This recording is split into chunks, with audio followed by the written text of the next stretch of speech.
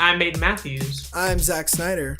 And welcome back to another episode of another YouTube podcast, the one-stop shop for everything in my bank account related. With me, as always, is my guest, Lil Wayne.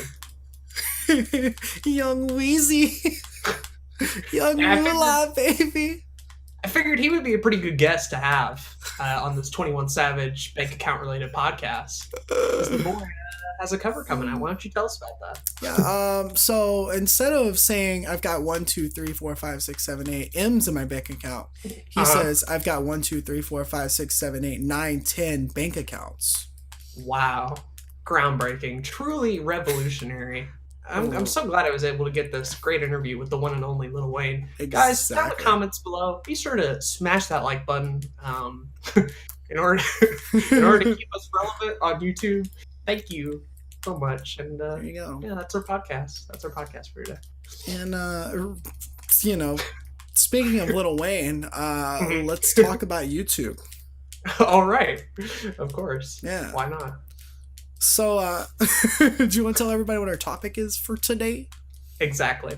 We're not actually going to be talking about bank account, although I wish we could. The actual topic for this episode of the YouTube podcast is going to be software. We're going to talk about all the software that we use, as long as software that we used to use, as well as just opinions, tips, maybe do a little review. We'll talk about all sorts of stuff. And hey, we're going to be splitting it up into categories too. That way you can get to the part that's most relevant to you. Exactly. So that'll be fun and all. But before we get there, drum roll please. Oh. Let's make it. Let's make sounds for your YouTube week. Your week on YouTube. Trademark. Aden, do you want to start us off? Yes. It's really been 2 weeks almost. Right. It always seems to be. It's never the week on YouTube. It's the amount of time between the last 2 episodes of the podcast. Exactly. However long that seems to be. Well, I think my highlight of this week was actually that intro. Like, real talk. I mean, that's my first intro, and I felt like I kicked it out of the park. That's pretty good. So. Very good. Aden asked me before the episode, he was like, can I do the intro this week? I was like, yeah. Go for it. Little did he know. Little did I know he was going to meme it up a bit. It's episode 12. If you don't know what our podcast is. It was good. It's good. Might as well. But in actuality, this was a really good week on YouTube for me, personally. A lot of good stuff going on, which is fun to report on because, for those who don't know, I haven't been at home, haven't been making any content. It's been kind of dreary. I'm just kidding. January was essentially a big waste of time. But with the changing of the months, we got some stuff going down. Around January 24th, I started re-uploading an older Let's Play series that I found on my hard drive for content because I wasn't going to be able to record at the house I was at. So I'm like, let me just go ahead and post these old episodes. The Let's Play was Kirby Superstar, and it was on a collab channel that I was a part of called the Dupa Brothers. I called myself Dupa Aden in it, and I regret everything. It was great. It was great. He regret everything. He posted this video, and one of the first things that comes out of his mouth in the video after his little intro about why he's uploading these old videos is, "Sure, hey guys, I'm Dupa Aden," and it was beautiful. It was beautiful to say the least. I got 2 comments immediately, not for the content of the video, but just the name alone. Dupa Aden. I want Dupa Aden back. Why? Why specifically? I mean, it's something about late high school boys calling themselves Dupa just, gets me. I'm gonna stop. Dupa, by the way, for the uninitiated, roughly translates to just everybody. Booty.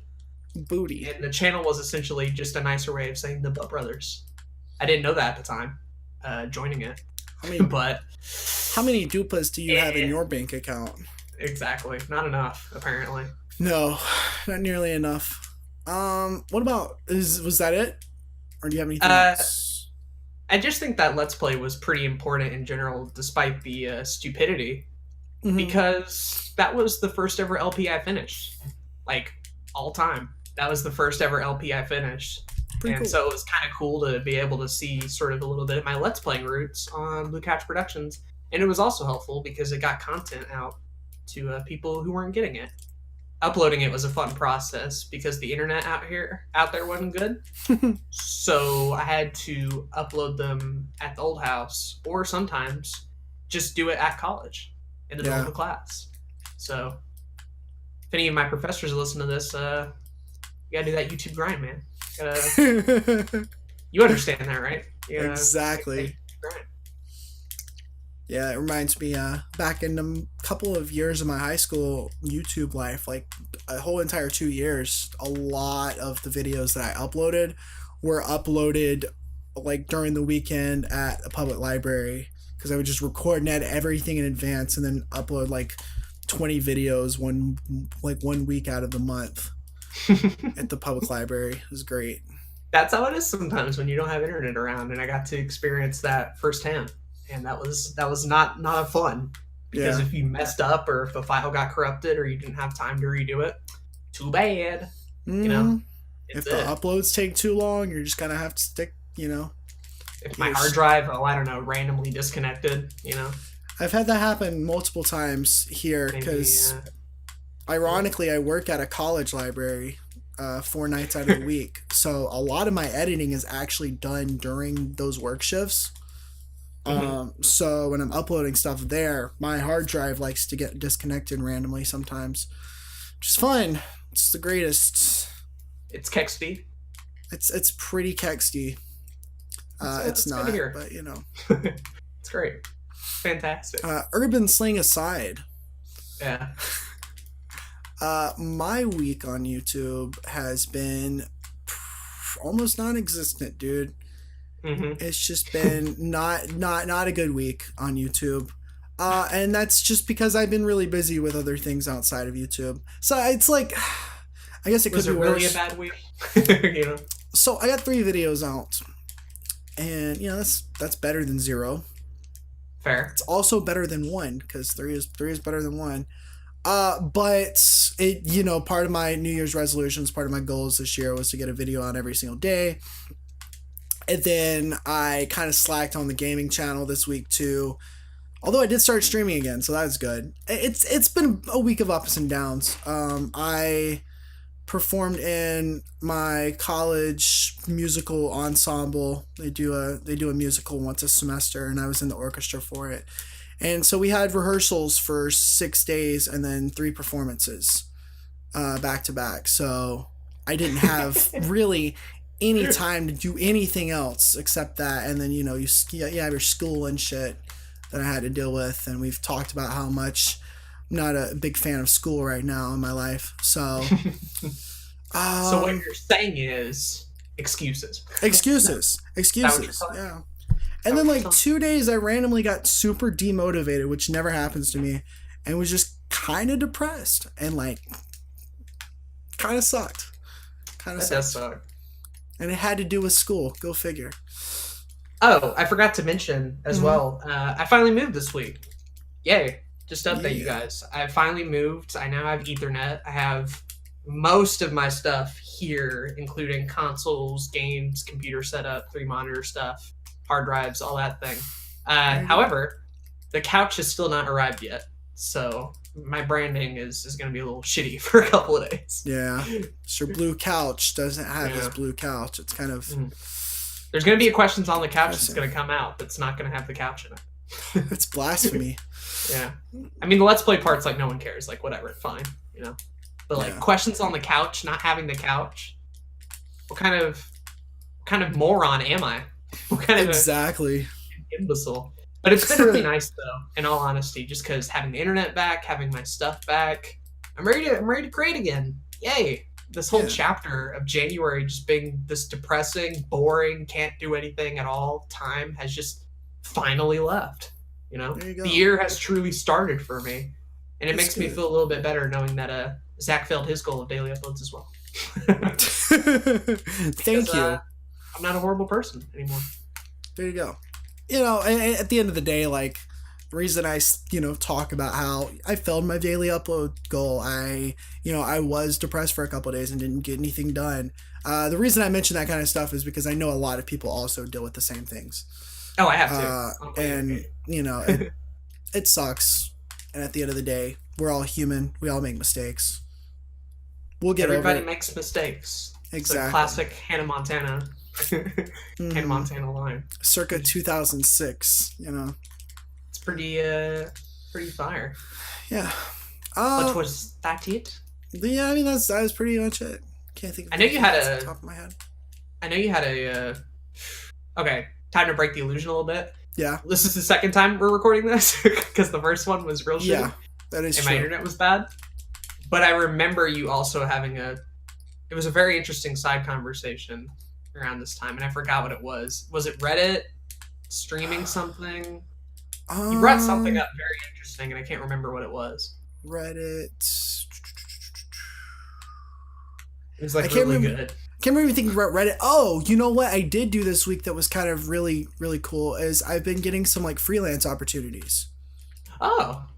And I didn't mention this. So I don't remember exactly what you're talking about. But if you remember it, remind me. But I've been getting like some freelance opportunities. I went and made, I uploaded an Ask Zach like a week and a half ago, which is my Q&A series for anybody that doesn't know. And a guy named Chris Botte, who does a mental health channel called The Rewired Soul. Pretty dope channel. If you're into that, go check it out. He like sent me a message because we're friends on Facebook. And he was like, yo, I saw this. How did you make this background in your Ask Zach? Because I have like this background that I make. Yeah. And so like I explained the process to him. He was like, wow, did it take that long? I was like, nah, it's about maybe an hour at most. And he's like, oh, that's cool. He's like, I could pay you to do one.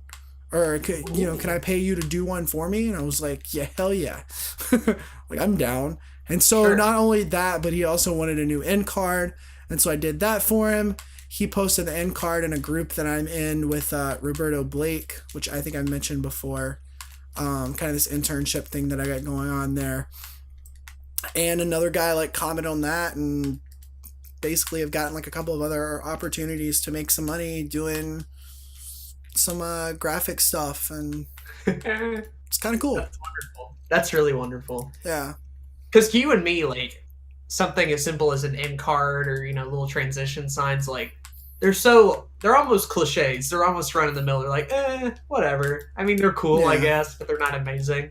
And then you hear stories like this where people are dying to have one made and are willing to pay you actual money to do it.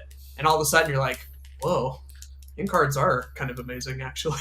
Yeah. Well, it's like, for me, it's always been, if I need something, and I had the problem with my logo before. I went to like Fiverr, and I've probably told this story before. I went to Fiverr, tried to get like a new logo done. It just didn't work out, and I had like all these problems with that. So I just figured, I'll just make it my own, like myself. I'll figure out how to do it. And that's how it's been for video editing. That's how it's been for Photoshop. Literally 95% of the things I've done in my life, like learning how to use computers, and a lot of the music stuff I've done has just been, if I want to learn how to do it, I'll just do it myself, If I need some kind of product, I'll just figure it out. But, we live in a world where we can trade, talents and skills and all that kind of stuff. And I'm sure that eventually, if I make the money to do so, like I'm going to, have somebody edit my videos for me, or at least certain videos. You're going to invest it back into the channel. Exactly. Mm-hmm. And so it's cool to see this, happening in real time, because a lot of people in our situations as content creators have problems making money doing this, especially at the beginning of our, our journeys. And one of the ways that you can make money doing this is by doing a little active income and going out and finding freelance opportunities, or, doing things such as that instead of relying on like YouTube ad revenue and stuff like that. Sure. Because people are in need for those types of services that as you guys just heard. Yeah. Like, people want that stuff. They do. And if you're willing to offer it up, you never know. Mm-hmm. I think I remember what the conversation was. You brought up your awkwardness for character development video. which you That's did pretty right. well. Was that was technically the last week? That's right, or technically And the week before. we were talking, I think, a bit about editing, and I was impressed by the fact that you had the text in such an interesting way. And we went on a whole tidbit about pacing and editing and stuff like that, and all that sort of stuff. Yeah, so just briefly, I made a video about a show on Netflix, and I got a compliment on the editing on that, and I think you also said it was good. Yeah. And that was pretty cool to kind of see like people, tell me my editing was good, because it's one of those things that I felt like I've been strong at for a while, but what I did differently with this video was just kind of the creative. The design of it, not so much the technical aspect of it was different. So what I learned with editing is that a lot of editing doesn't have anything to do with the technical aspect of it, because you can just learn those as you go along. A lot of editing videos and making them look good is just kind of figuring out like different visions and different creative outlooks to express yourself. And even taking risks too, trying something you've never tried before. Definitely. Doing something different. What can I do to make this video stand out from other ones? And that can be hard and can take a lot of time. On the other hand, there's 1,000 different YouTubers out there that you can watch and get inspiration from in editing wise, you know? Mm-hmm. Editing isn't something that's like trademarked and copyrighted, and if you see something cool in a video, you can do a version of that. Exactly. For free. The first video that I was really proud of was a Nintendo History video, and I'm not as proud of it now as I was because I've gotten better. But a lot of the editing techniques and stuff that I found out in that was because I had watched a lot of game theory recently, and I was like, hey, I could do some of those things. That's not that hard. Mm-hmm. The background in Ask Zach that I had somebody want me to do a version for them, I got inspiration from that by watching a Philip DeFranco video. And turns out the guy that wanted me to do a background literally and the end card wanted an end card just like Philip DeFranco. So that was interesting. It all comes back full circle. Yeah. So you can take ideas and design elements of videos, and it's almost encouraged. Like, is it copying? I don't think so, because as long as it's not like, the exact same video and you're doing the same the same images and the same video stuff, it's, that's copying. Right. There's a difference between ripping off an entire video and the transition somebody used in a video, right? Like, exactly. A lot less people are going to get mad at you for borrowing a transition. And here's the thing too, if you go to like film school or something like that, they're going to tell you a lot of the same thing. Oh yeah, right? Absolutely. So do you want to do it for free and learn it online, or do you want to pay somebody to do it? Either way, they're not copyrighted, right? They're not awful like that. But that's just an interesting tip. We're not going to go into all the little bit of the conversation, but I think Zach covered it pretty well. Take risk, have fun editing, and try something new with your next video. Who knows? Definitely. If it doesn't work out, you could possibly use it for something else. Mm-hmm. Yeah, that take risk is really important. That just been all week on YouTube. Yeah, boy. And so now we can finally get back to talking about 21 Savage again, which I've been waiting for. Yeah, so what's your favorite 21 Savage song? I think the one called Silence, where you turn off your speaker and just listen to nothing. I find that one has the hardest message, the pretty sickest beat, and it's the least annoying 21 Savage song, I think. There you go. Yeah. Got it from here. Yeah. First and foremost. Well. Now let's get into our actual topic. Right. Talking about software. Shout out to Patient, who we'll read her comment at the very end with the comments, but basically she asked, since we did a video on hardware, what hardware you should probably use for YouTube, or hardware that you can use, she wanted to hear one on software. Which is fair. And I know we've covered some of this stuff before, like in that episode in particular, we talked about a little bit of it. Yeah. But we're going to go in depth this time and spend our time telling stories and software you can use, how to use it to the best of your ability. Might even do a little bit of rating stuff. Who knows? We're getting nerdy on here. We're getting Software. really technical and really specific. Software's kind of, yeah. As about as specific as a YouTube podcast is going to get. Exactly. Granted. Although, until that algorithm episode happens, and then that'll be the most technical, probably. Fuck. It's going to be a bunch of numbers. Yeah, for real. But the software is cool in the fact that, like, all YouTubers need hardware and equipment, right? And typically a lot of hardware and a lot of equipment you kind of need to have, right? You kind of have to have all this sort of stuff. And oftentimes you have to pay kind of a premium for it. Stuff like cameras, microphones, and the like. Software is a bit interesting in that, number one, most of the time it's not required, at least not a particular program.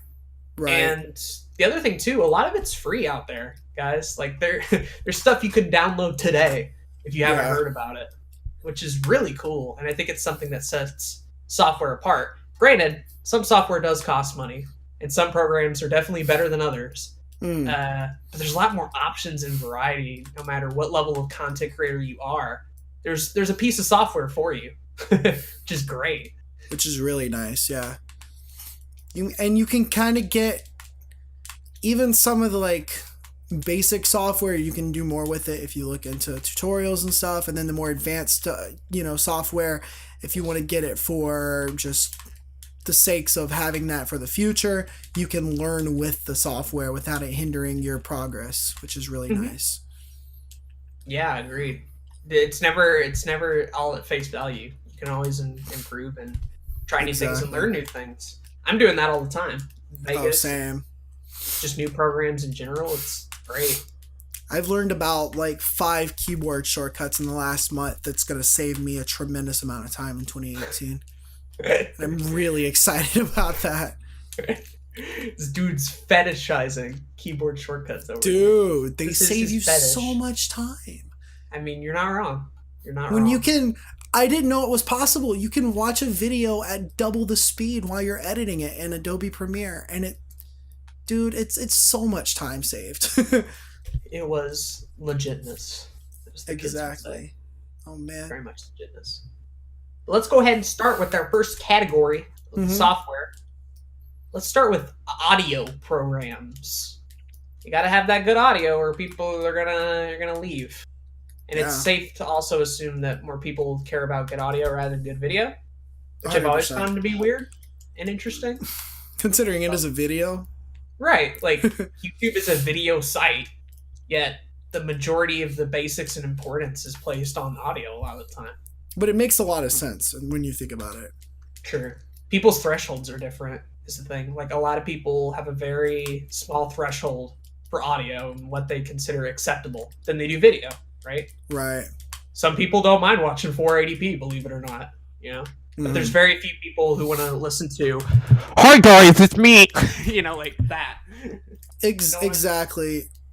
I mean, when you look back at like 2006, 2007 YouTube, you're going to have a lot of 480p, but what separates the better channels from the not so good channels is the audio. That and like, the subjective quality of the video and whether it was actually entertaining or enjoyable. But a lot of those older videos are just not watchable anymore. Not because of the video, because you can get over that. It's the audio. That's what people have the hardest time with. And luckily, there are options out there for you.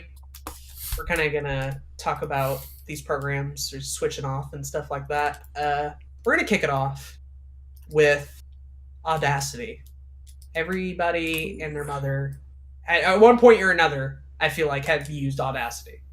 Like, it's so widespread, and I don't want to say basic, but just useful. It's so very useful and easy to get at that, like, so many people have used Audacity at one point or another. Heck, people still use Audacity. I'm one of them. I used it earlier today. Sure enough. Here we are. But Audacity, it's a program you can download fairly easily. Doesn't take a lot of space, pretty quick. Pop it up, and then you can record audio in stereo, in mono, all sorts of stuff. the best thing is it's free. Yep. It's completely free. So if you're one of those people that don't have a lot of money to start YouTube, welcome to the club. Mm-hmm. And you can use Audacity, which is pretty great. Audacity is the YouTuber starter pack of software. Mm. I'm willing to wager. Audacity is in that YouTuber starter pack of software. YouTuber, podcaster, like really just it's pretty good. Anyone at all. The only people who don't use Audacity are the people who have it all recording via like one thing, so they don't want to separate tracks or have to sync or anything like that. But if you're not doing that, Audacity is here for you. You can do a lot of cool stuff with it. You can distort your voice if you want, do some weird voice effects. You can raise the pitch. You can raise the speed. You make shitty night cores. Yeah. It's the best. The best. I love them. I unironically love them. I hate Nightcore. Fair enough. Because it's why. The same song sped up. Yep. I mean, hey, if you're a guy like me that doesn't have enough time to enjoy too many things, I guess maybe the Nightcore is the way to go. I'm still like, when it comes to my music, I'd rather just listen to less music. Fair enough. You know? It got me into more songs, I'll say that. There's a lot of stuff I didn't even listen to until I heard the Nightcore variation of, which is bizarre to a lot of people. Yeah, but at the end of the day, Audacity definitely has a lot of customization options that most audio software have, and you just have to learn how to do it in a more manual way than instead of using like plugins and stuff like a lot of software will allow you to do these days. Sure. And because Audacity is so widespread, there's many tutorials that'll teach you how to do that. Oh yeah, 100%. Easily. You can cut audio in Audacity. You can mute specific parts. Noise removal is one of my favorites. Noise removal is in the background. Very important. It's gone. You don't even need it no more. Mm-hmm. It's pretty good. I like it a lot. The only downside to Audacity is that in terms of like different tracks, you can put different tracks in there, but it's not going to be like a timeline like most video softwares will do, and then some audio softwares have emulated this kind of effect of having the timelines available. But because it is a free software, that you get what you get. Right. Obviously, some effects on there, your compression and all that. Mm-hmm. Isn't going to be as good as something like Adobe Audition or anything like that. But It's going to offer something comparable. It's going to offer something that most people won't be able to tell the difference. And it's going to run fairly good too, no matter how long your file is, Exactly. It's going to get you through the first few years of YouTube, let alone just the first year. Just forever. Just forever. Again, I'm still using it to this day, so. Right. In the age of podcasts and stuff like that, Audacity is just going to be something that a lot of people are just going to have. Mm-hmm. At least for the YouTube ones. Maybe some professional podcasters somehow secretly hate Audacity, but none that I know. No, I don't know. Who knows? But as far as audio goes, if you want the more advanced programs, if you're trying to get more into audio engineering, audio mastering, you want to make sure you have the top-notch, best audio quality imaginable because you bought a really expensive microphone, or maybe you didn't and you just want those options. I would highly recommend Adobe Audition. And as with all the Adobe software that I'll be talking about on here, you can get it all on the Adobe Creative Cloud, which I do have. I pay a $30 monthly subscription with the student fee. Unfortunately, it's $50 a month when you're not a student, so that's going to be fun to have to pay soon. But it's definitely very valuable software, and the way that I do my audio mastering and the way that Adobe Audition allows a lot of plugins, it's very invaluable. And another program that I use every single day. I have no experience with any of the Adobe related products in this video. Just going to go ahead and throw that out there. So yeah, I can't really say a whole lot there. It does all work really well with each other, though, from what I heard. Right. What's really nice about all of this software is, and I'll talk about Adobe Premiere more in a bit with the video editing stuff, but basically, when you're editing a video, when you have your audio in there, or if you have any pictures in there, you can just right-click one of those.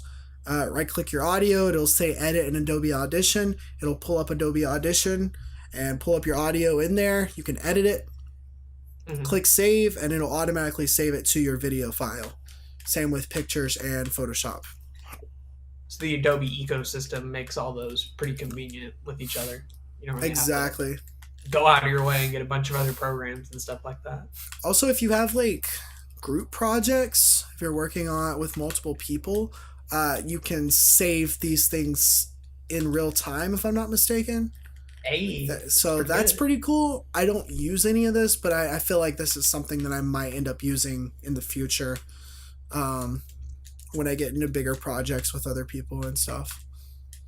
But yeah, highly really recommend the Creative Cloud, and we'll talk about the other software as we get out of the audio sphere. Can you get Audition by itself if you just want that? You can. So along with the other Adobe programs, you can pay $10 a month for that. They have gone to the subscription fees with these, which a lot of people don't like, and I understand that 100%. If you don't want to do that, they probably have it with Audition, but I know for Photoshop and Premiere, you can buy the Elements version, which is not quite as good as the Pro, but still way better than a lot of free software.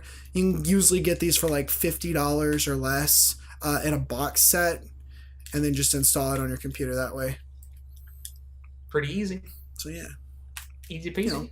Costs you a little bit of money, but it's not nearly as expensive as some of the other software that we'll talk about.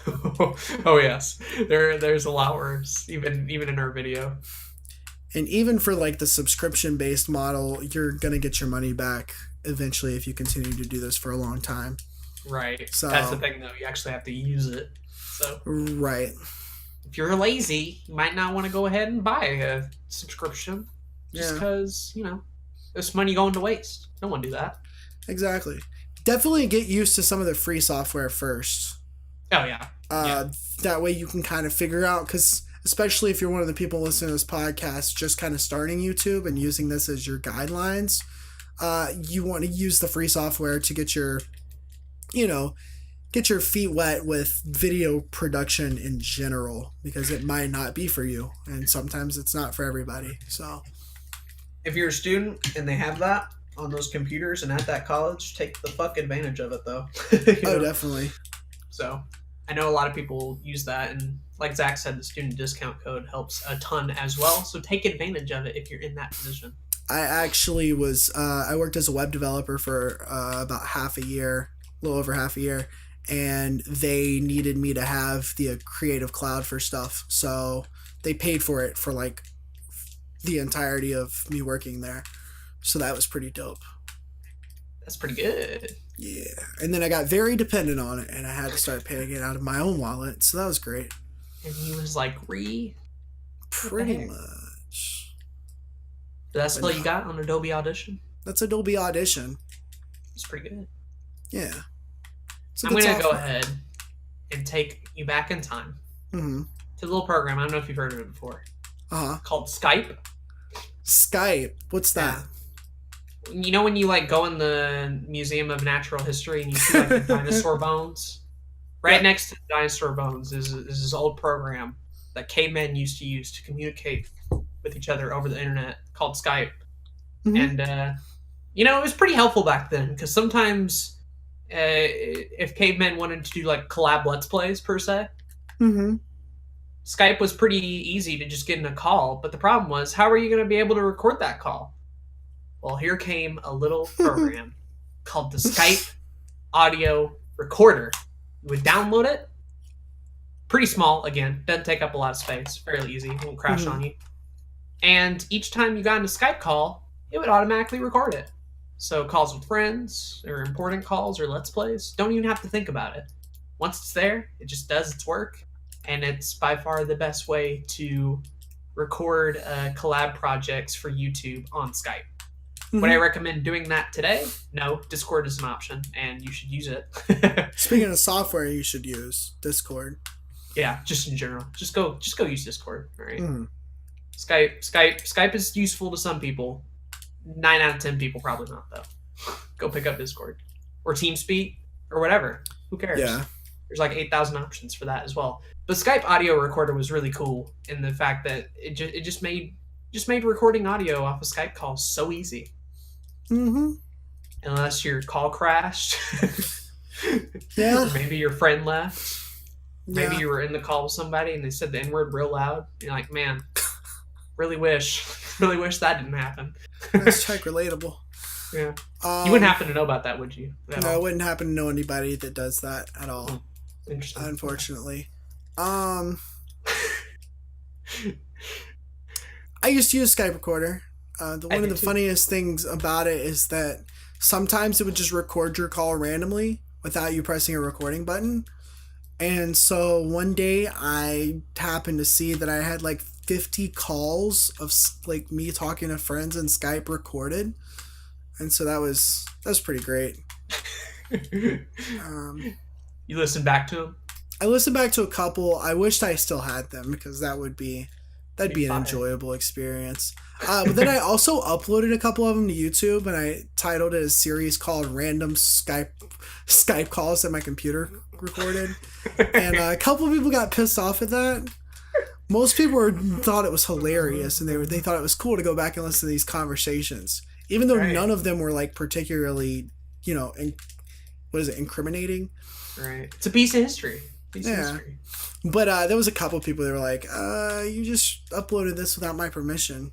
Right. I didn't know we were recorded. I was like, well, I didn't either. Too bad. So. But, what is this privacy you're referring to? Get out of my home. Privacy. This is America. I don't mind, though, that it randomly records just simply because audio didn't take up a lot of space, at least compared to video. So having like 8,000 calls is fine as long as they were in their own folder. Yeah, definitely. So, what are you gonna do? I wish there was a Discord audio recorder. I would download the crap out of that. Yeah. But I mean, today a lot of the programs that you're going to record audio with doesn't require a separate program. Sure. Unless you just want to record the audio directly for podcasts. And then I think I had this working with Adobe Audition at one point, and I just have not gone back to do it because it took way too much time to set it up on my old computer. But I think you can actually record your audio and a Discord audio or Skype audio as separate tracks in Adobe Audition. You can do that on OBS too. So yeah, you can do it in OBS as well. If you're wanting to record the video along with it. It's definitely a product of a bygone era, but still pretty cool regardless. And hey, if some of you use Skype, maybe that'll help you out. Yeah. Maybe you'll be like, well, dudes, thanks. Now I can record my bad Skype calls. Thanks, bro. There you go. Thank you so much. All the errors included. Yeah. But that's audio. Oh, no, we got one more. Do we have another one? We got one more. Oh, boy. Yeah. I won't talk about it a whole lot because I don't have a whole lot of experience with it. Okay. But I use a program called Levelator. Oh, that's right. And basically, you take your little WAV file, you put it in, and it levels out your audio. It also does a couple of other things. I don't know the exact audio terms. Like a compression? Yeah, okay. Compression and all that stuff. And it just does it all right there. And it spits out a copy as well as the original. And you get to listen to them. Sometimes it's helpful, depending on what type of voice you have and whether or not you want to do editing to your audio. Other times, I'm used to the sound of my own voice, and I think it sounds horrible. Sam. But I'm bad at audio editing, so don't listen to me. I found out about it via the Odd Ones Out. He mentioned it in a tutorial. I'm like, okay, that's cool. That's pretty cool. What's nice about going back to Adobe Audition just right quick is that a lot of what that program does, you can do in Adobe Audition with presets. It took me months to get the settings that I actually liked with my audio. But I have a couple of presets now to where I throw my audio in, do what is it? Fuck, I can't remember the actual words right now. It's late. But I have certain presets that I automatically do every time I record anything, and it works good, and I like it. So. And I would steal those presets, but the thing is, they probably only really work well for your voice. For the most part, you could tweak a couple of things. Sure. I wouldn't know what to touch. I'm like, what That's does this fair. do? Oh, my voice sounds like the Hulk. Great. Thanks, Zach. Thanks for that. Did I really need that? No. There you go. Or is there a preset where I can get my voice to sound even more like a 12-year-old? Like, that's what I would want. Personally. That is called the Roblox preset. Oh, nice. That comes in handy. You have to give me Robux to Yo, to real actually question. get those. Yeah. Do you have a Poopy McButt 69 preset? I don't. Ooh. That's all the natural voice, boy. That's acting. It's all acting. I am an actor, okay? I don't need no preset. No I'm preset an for that actor. shit. But I that'll thought do about it. it. I thought about it. You did? Yeah, I thought about like doing like a higher pitch on the audio, but I thought it was fine, so I Would've didn't been bother great. with it. Yeah. Would have been perfect. But that'll do it for audio. Before we leave this little section in particular, can we kind of leave with like a little rating or a recommendation in particular? Like maybe 1 out of 5? 1 out of 5 stars? How about that? Keep it simple. Okay. Just with each one. Let's start off with Audacity. I'd give it a solid 4 out of 5. I'll go 5 out of 5 because it's just so simple and is my overall recommendation for this whole section, by the way. There you go. Throw that out. Next up, let's go ahead and do Adobe Audition. Give that a 5 out of 5. Yeah. I would rate it, but I haven't used it, so I'm going to leave it alone. Fair. But, it's fair enough. I did want to say Audacity is a 5 out of 5 for anybody that needs a recording software. Exactly. I give it a 4 out of 5 because an Audition is better. Right, if you're trying to be a professional. Fair enough. All right, let's see. Skype audio recorder. And back in the day, I'd give it a solid 3. Now it's like a solid 1.5. I'll go with 2 just because it's so outdated, but it does work. So I mean, 2 stars. But see, sometimes it didn't work for me, so that's why I get that 3 back in the day. Oh yeah, I would have rated it like a 3 or a 4 back in the day, but now it's just like in 2018, it's a 2. It's a 2. Yeah. And then finally, Levelator. I have no experience. I'm gonna go with solid 3. It's helpful sometimes. Other times I don't like it, but it's at least worth experimenting with. If you want a software to just experiment with, try out Levelator. Wouldn't exactly get a recommendation out of it for me, but who knows? I might try it out more and love it one day. There you go. Yee-boy. Cool. So the next topic is all about photography. Our Zach? thumbnails. What, Zach? Or graphics. What, Zachary? Hate to burst your bubble, but I'm a YouTuber, so I only do video. Why should I care about photo software when I'm a YouTuber, my boy? Well, if you have terrible thumbnails, nobody will want to watch your videos. What do you mean, dude? My screenshots, get them all in. They're the best. No, I mean, hey, it's all you, man. No one. But when you have 6 views on your video because your thumbnail is bad, hey, don't say I didn't warn you. Actually, I have 7 views, so get fucked. Oh man, but yeah, like photo software is pretty good for thumbnails specifically, but also graphics in your videos. I mean, you can do a lot with photo software.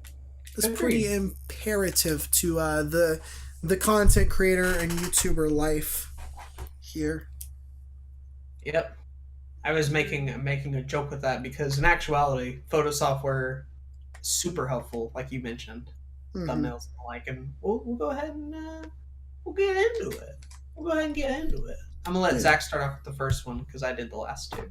Cool. So the first one that I would mention is good old Microsoft Paint. Yes. I like partly as a joke, but mostly not a joke because I did use this back in the day.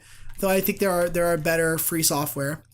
But if you're for whatever reason you can't download this other free software, you can still do the job with Microsoft Paint sometimes with thumbnails if you want to do some really basic stuff. I'd recommend Microsoft Paint to people who live in 2008 or 2009. If you're one of those people, and you're even allowed to upload thumbnails, because originally you couldn't. Right. At all. To those Yeah, people, no, I you would couldn't. recommend Microsoft Paint. That's fair. Or to Dexter Franku, who makes shitty memes out of it. There you go. Yeah. Microsoft Paint was the only thing that I knew of that could do anything with photos that wasn't things you had to pay for back in the day. So I used it for my original thumbnails, which were terrible. They were really bad. But it's better than nothing. That's debatable. My screenshots might have actually been better than some of those because none of them were the actual right size. I would take... I'm not kidding. My Earthbound Let's Play, the original thumbnails that it used to have, was like a picture of like the box art or some shit. And it was like 900 by 550 or something. It wasn't 1280 by 720. So you wouldn't even get the entire picture on the thing like you should have. It was so weird. Dude, that's great. What are you talking about? That's hilarious. And it wasn't just that. But I will say my Chrono Trigger Let's Play, my original thumbnails for that, this was right after I had been able to actually upload actual thumbnails. Because used to I couldn't. I actually put down the title of the video on every single thumbnail, so it took me forever to make these thumbnails, and it was a pain in the ass. But was it worth it? No, not at all. If you could go back in time Mm-hmm. and offer old Zach, or young Zach rather, Mm-hmm.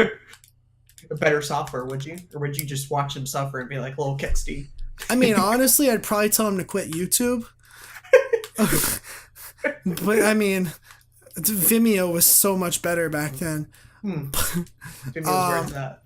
But you have a better software that I didn't hear about until after we had met. Sure. It's free. Sure. But granted, this was a little bit after Paint. Right. But the software that I used to edit photos, and the first one that I figured out about that wasn't Paint, was GIMP. And GIMP is pretty cool because, number one, it's free. Yes. Number two, again, you're not going to crash on GIMP. Very easy, very lightweight, all that sort of stuff.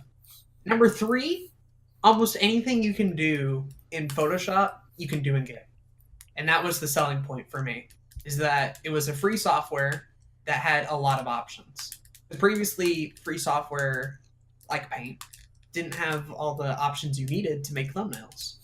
Stuff like making the image transparent was a pain in the ass. Stuff like sizing text was a pain in the ass, right? And even all the new things you can do, like mess with opacity, stuff like that. Really cool when you figure it out, but when you're just messing with Paint, it can be kind of difficult. You can resize things, which is great. You can make things pixely. Oh, my favorite thing about GIMP? The drop shadow. The drop shadow is the best photo editing technique, and everybody should use it. And the people who already use it should use it more. That's how good drop shadow is. I mean, I would disagree, but I mean, you're wrong, but what do I know? What do I know? But yeah, GIMP sounds pretty dope. I downloaded it randomly a few months ago, just kind of test it out and see how it would be. I use Photoshop now, but I wished I had it back in the day. Would have been nice. Would have been so helpful. Would have been very, very helpful. But But GIMP is something that I would recommend, especially to people starting out, because a lot of people use GIMP, and there's plenty of tutorials online for it as well. So if you want to like get started and learn some of that stuff, it's great. And granted, some things are different about GIMP compared to Photoshop, but a lot of the basics transfer over really quickly. So if you want to start out on GIMP and kind of work your way into Photoshop, that's also a pretty viable option. And so I think that's really cool as well. Mm-hmm. And you can export all your fun stuff, PNGs and GIFs and JPEGs if you want. You know, the options are there. You just got to learn. And don't put cool text in your thumbnails. Don't go to cooltext.com, write text, and put it in your thumbnails. Actually use the text tool. It's a pro tip. I used to use that for some things. Yeah. It was a mistake. I forgot about that. Use that in videos. Man. Some of the thumbnails are still up. They're still there. Mistakes, man. Mistakes. But that's GIMP. It's GIMP boy. I think the big thing about it is that, you know, it's really nice to be able to transfer those skills over to other programs. And I think that's what you're going to see a lot in a lot of these things, is that being able to transfer those skills is very important, especially if you don't want to put too much money into things, because that can be a hindrance when somebody is trying to start YouTube. Well, that's the thing. The basics are universal. The only reason like skills wouldn't transfer is if like the way you do things is like so not normal that if you try anything else, you're like, ugh, what is this? Exactly. What do you mean I have to use don't have to use the shift key when writing text? You know, I thought you had to hold down shift in order to write text. Like, dude, come on, man. What? Wouldn't that be awful? That'd be terrible. All your numbers would just be, you know, the little what are they called? Don't know what you're talking about. You know when you hold shift and then use the number row and you get those little symbols there? Yes. What are those? What's that back row called exactly? Do they have a name even? They might not. It's not ASCII, is it? ASCII? No, ASCII is like a language. ASCII, and no, I don't think so. I mean, they're just symbols. I have no idea what it's called. Fair enough. To be honest. I'm stupid, guys. Real talk. But either way. The program that I would like to talk about next is the one and only Photoshop. Yeah. I started using Photoshop Elements, which was an inferior version to the Photoshop Pro, simply because Photoshop Pro does more, but it also updates frequently, mainly because, again, I pay for it every month, unfortunately. But Photoshop Elements I used along with Premiere Elements. Again, we can talk about the video software soon enough. But it was really nice because I got to get used to the Photoshop atmosphere, and it wasn't as expensive. Sure, yeah. You can hop right in without having to pay a bunch up front. Exactly. And that's just a pro tip with software in general, guys. Like, there's people that will cash in a ton of money for all sorts of YouTube hardware, which is a practice I don't recommend, but I understand where that mindset comes from. Don't do that on software, at least until you know what you're getting into. Right, because a lot of software can be very complicated. Right. And you really have to get in that mindset of learning that software. You can't let it sit there. Photoshop, things like Adobe Premiere, the big thing about them is that they are very complicated for many things. Like, there's so much you can do with it that like, in the grand scheme of things, they are complicated, but when it comes to the basics, it's just a tutorial away. Sometimes it's even intuitive, and you continue to grow with the software, which is nice. You don't want there to be a ceiling on your software where you can't learn anything new anymore, right? Exactly. Because it means that software is limited. So while complex programs like Photoshop and the like can be hard for newcomers, at the same time, if they just figured out everything in one day, then everybody's Photoshop projects would look pretty similar to each other. You know? You couldn't do a Exactly. whole lot of interesting things with it. Not to say there isn't anything wrong with limitations, but Right. you want to be able to grow. You want to get, better. Agreed. You want to see a cool picture, and they're like, man, how did they do that? I kind of want to do that. But again, the big things that that allure people to Photoshop is one, it's really well known. Lots of people use them. So if you want to, share files, you can do that easily. And then it works really well with Adobe Premiere, which is really nice. Sure. I think out of all the Adobe products, Photoshop is probably the most well known. Probably the one that's like most used by itself, I'd imagine. Yeah, I would imagine, just because it's so multi-purpose. Right, versatile. You can apply it to a lot of fields. Meme making, social media. Yeah. Making images for videos, thumbnails. Like, you can picture it, you can do it. And that's very helpful for videos, Having a good thumbnail, having an image that you can't find on Google Images, making social media content, doing what Zach did and making like a little graph about like BitChute to YouTube views, right? Something he couldn't have something he could have illustrated in video or audio, but might not have reached its overall impact if he hadn't gone in and made a cool little, image. Exactly. So you want that option available to you if you get the chance. And then the last software that's really not a software, it's a website that I'd like to mention is canva.com. And I'm really still new to this. I kind of found this randomly a few months ago when I was looking at some job descriptions. It was like, you must be able to use Canva. And I was like, all right, what is this? I'll learn how to use it.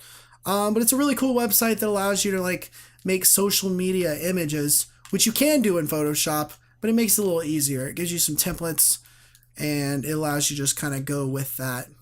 It's very customizable. Good for like Instagram pictures, Facebook pictures, all that kind of stuff.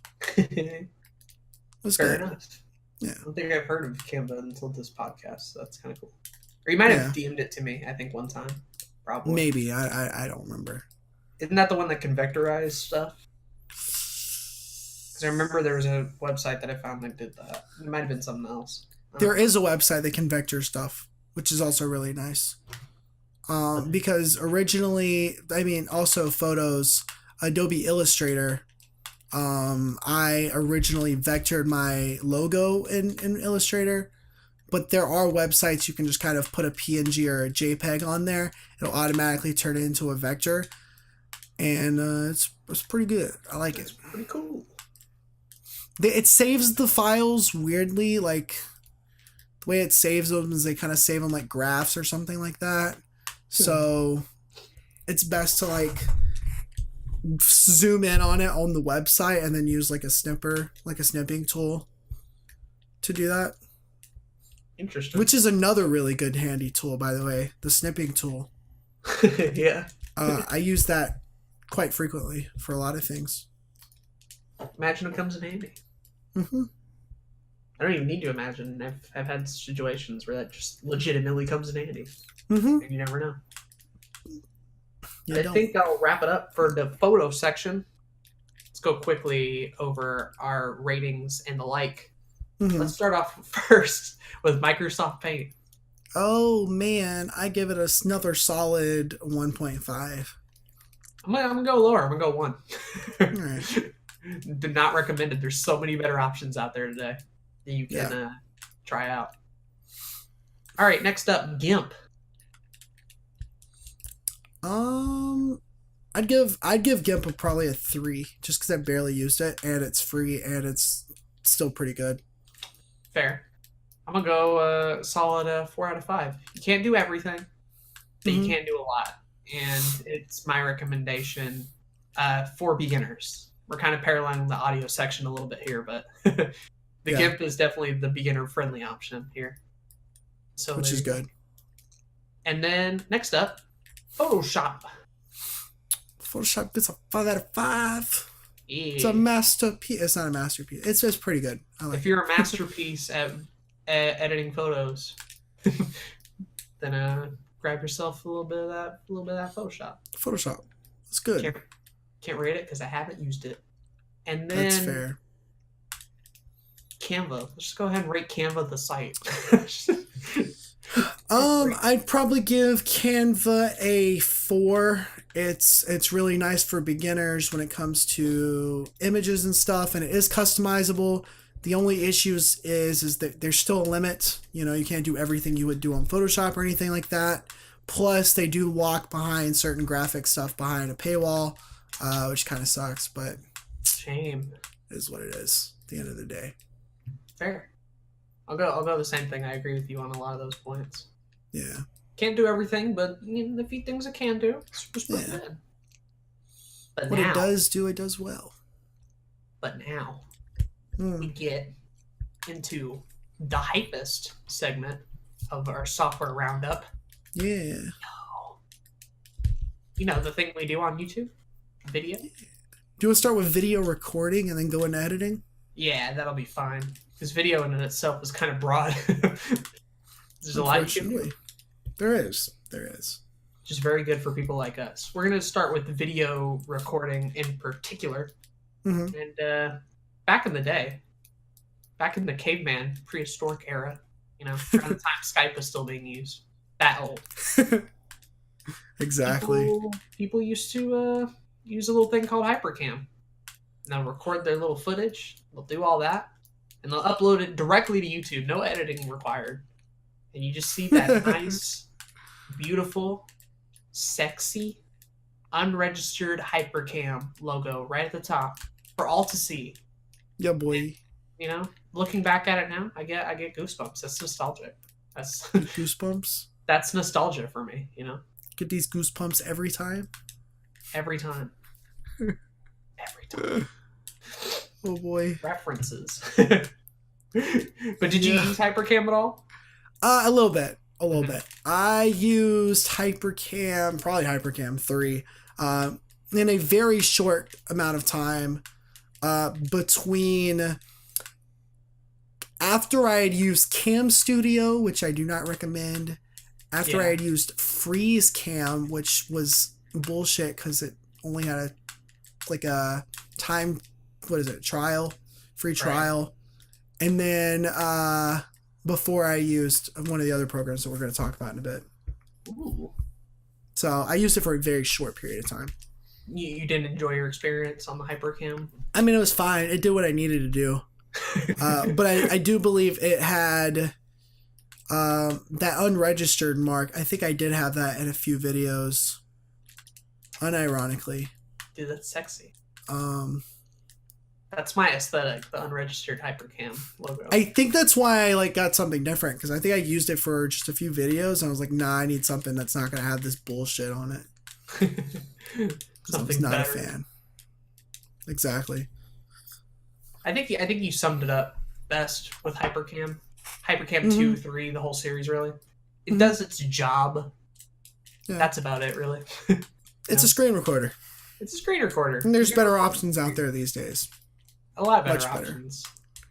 I used it for recording emulators and parts of the Exploder show. I used it a lot there, in particular. Mm-hmm. I'm not gonna get into to that show because I don't want to die of embarrassment. But it was very helpful for that as well, because I would need it for recording the games themselves, particular parts of the site, and it was just hitting the record button. You set up your little screen area that you're going to record, hit record, and then you just get the file. Pretty simple and quick. And it didn't look too bad either. I mean, granted, it probably looked bad now. But at the time, I couldn't notice a difference. Or at least not one where I was like, oh, this is bad. Very bad. I think the problem with it is it does cost money. And so there are better free options out there. Sure. Especially now. So there's no reason to really use it. Hypercam definitely belongs in the camp of the Skype recorder and Microsoft Paint. Mm-hmm. That probably shouldn't use them. So we'll go ahead and move on. What you got? So the next one that I used was Fraps. And gamers only. It was interesting. It did what I needed to do most of the time. Again, I didn't use this one that long. I do remember one of the reasons I did end up using it is because it would fix some lag issues that I had with typical screen recorders. Because instead of recording the screen, it does what a lot of modern day softwares will do with games, is record directly from the game, using like the capture card, or not the capture card, but the graphics card. And it's it's pretty cool. The problem with it arose in file sizes, because it would record them in AVI files, which are pretty heavy, and they're pretty large in the first place, but these would be even larger. And so you'd end up with like a 20-minute video being 7 gigs. And there's just no need for that. There isn't. No. I'm a YouTuber. I'm not a storage man. I ain't got time to store all these big ass files. What's wrong with you? The other problem with it was that it cost money. Sure. And it was like really expensive. So I may have used it without spending money. Ooh. I don't know how you would do that. That's kind of, I don't exactly know how that's possible, but I did that. So there, that came with it. I think they're still doing, I think Fraps is still running. People are still using it. Yeah. But again, I think it's one of those things where there are better options now. My problem with it was that it was very poorly optimized. It took a ton of your memory and CPU. It did. And it crashed all the fucking time. I never got that thing to work at all for the short time that I used it. So for me, it was just like, screw the money part, screw the rest of it. Like, it just wasn't a good program at the time. And I don't think it's good now, just because there's so many better options, right? There's better options in like NVIDIA cards, just called Shadowplay, where you can just record off of that software instead, right? Like the Windows recording software now. Sure. Even that's better. And Fraps really only purpose was just for recording games anyway. So as a screen recorder by itself, it wasn't even that great anyway.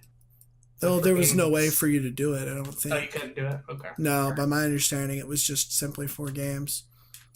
Yeah, and it didn't do a good job at that. So I would advise to skip the Fraps.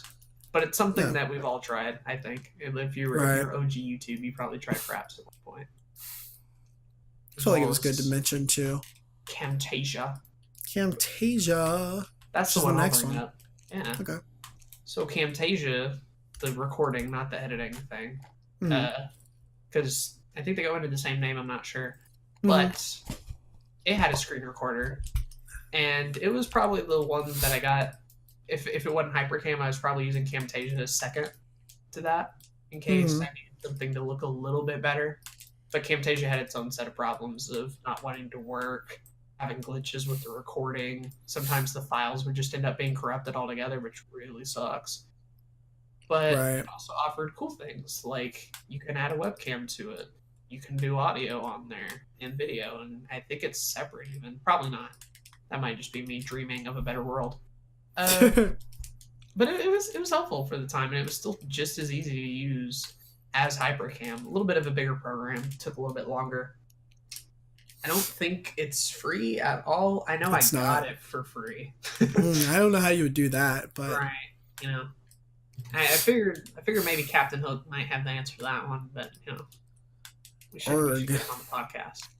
And we should get a pirate on the podcast. Should get an actual band of pirates yes. on the podcast to talk to us about software. Not the ones with neck beards. Right, that's the ones with real beards. The kind of people who drink Captain Morgan unironically. That's the type of pirate I want. It's the kind of pirates you want.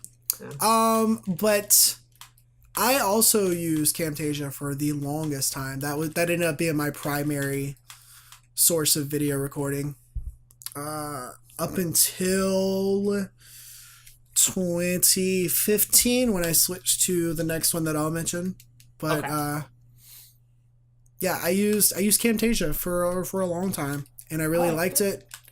The only issue I had with it was one, it wasn't free. And then 2, when you recorded a video, in order to save the video, you did have to render it first. Oh. And then it would go into their editing software. And then after you edited it, you had to render it again. Ugh. And I never understood why this was, but I do not miss the days of having to wait another 20 to 30 minutes to record another video. Exactly. That sucks, especially when you don't have a lot of time or you got school or something like that. Mm-hmm. That alone might be the killing blow. Especially with the other options out there today. Exactly. And that's the thing with video recorders is there's so many of them, and a lot of them have not held up well. Well, like the first one I used was Cam Studio, and it did not record game audio. So, take a little moment back to 2011 Zach, who decided to start Let's Playing.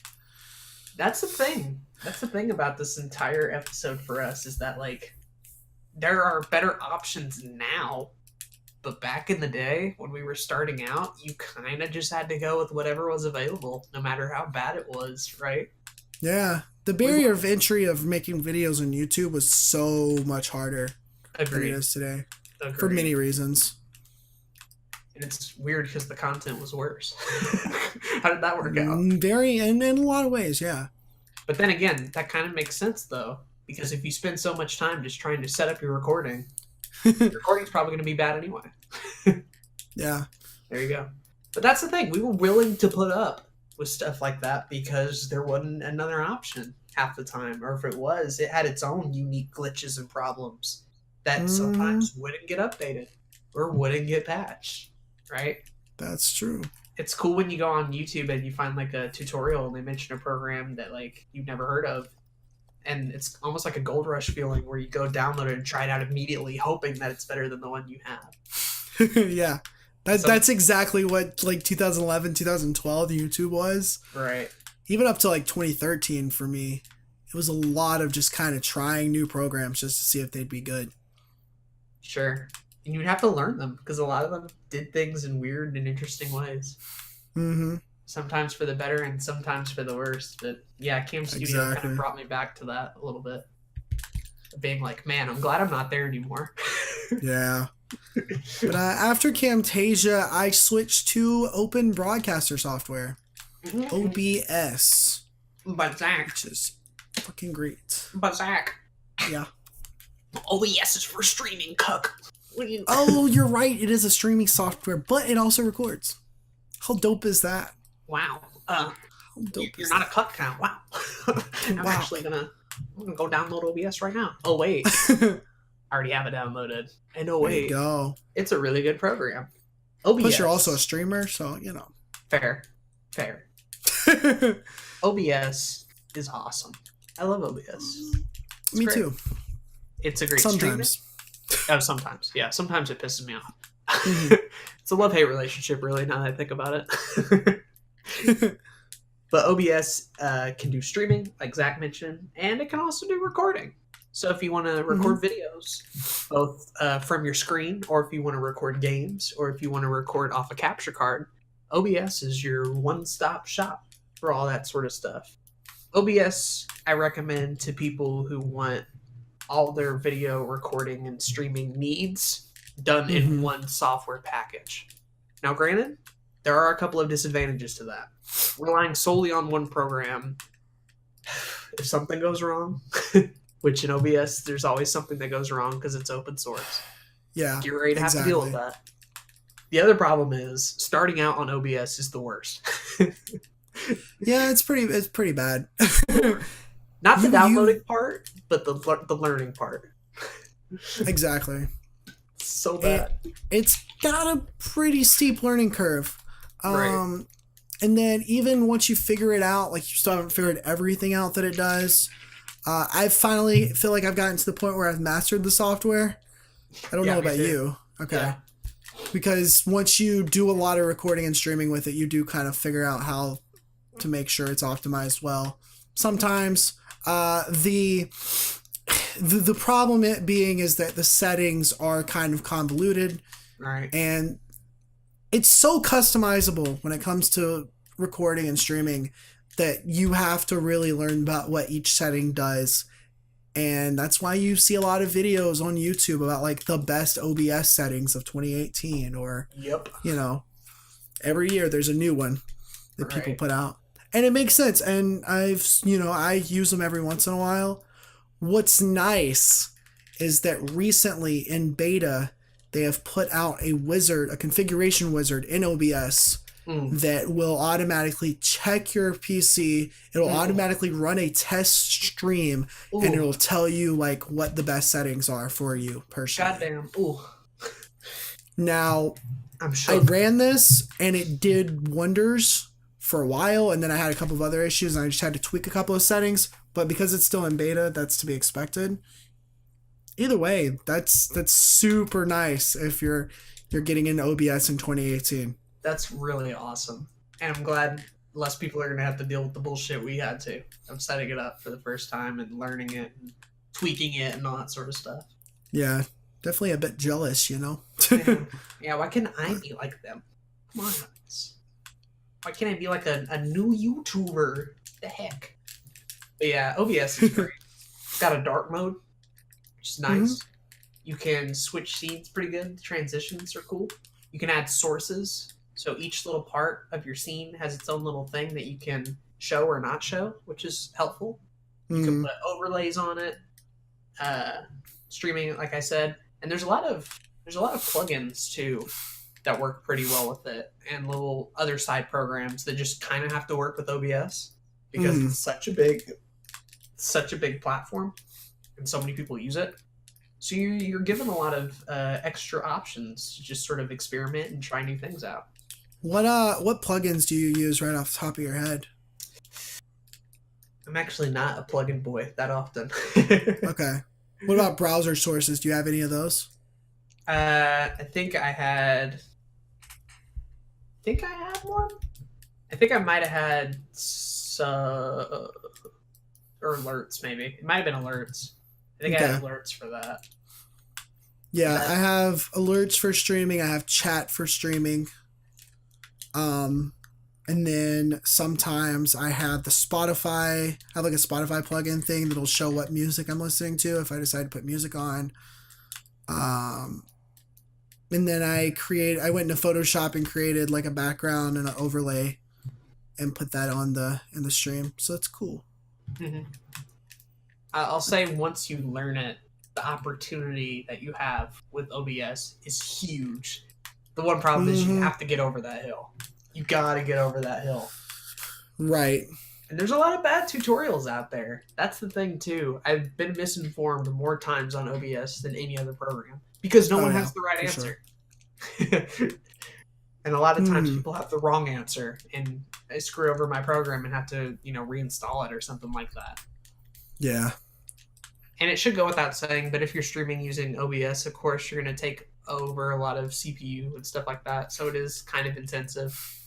Not Fraps level, but it's going to put a strain. So it's not recommended for every computer under the sun. If you have a shitty laptop, it may be able to run Audacity and GIMP. Maybe not OBS. Depends. Right. And it depends on if you're if you're doing games, you're not going to be able to do a lot of games on it if you don't have a good enough computer.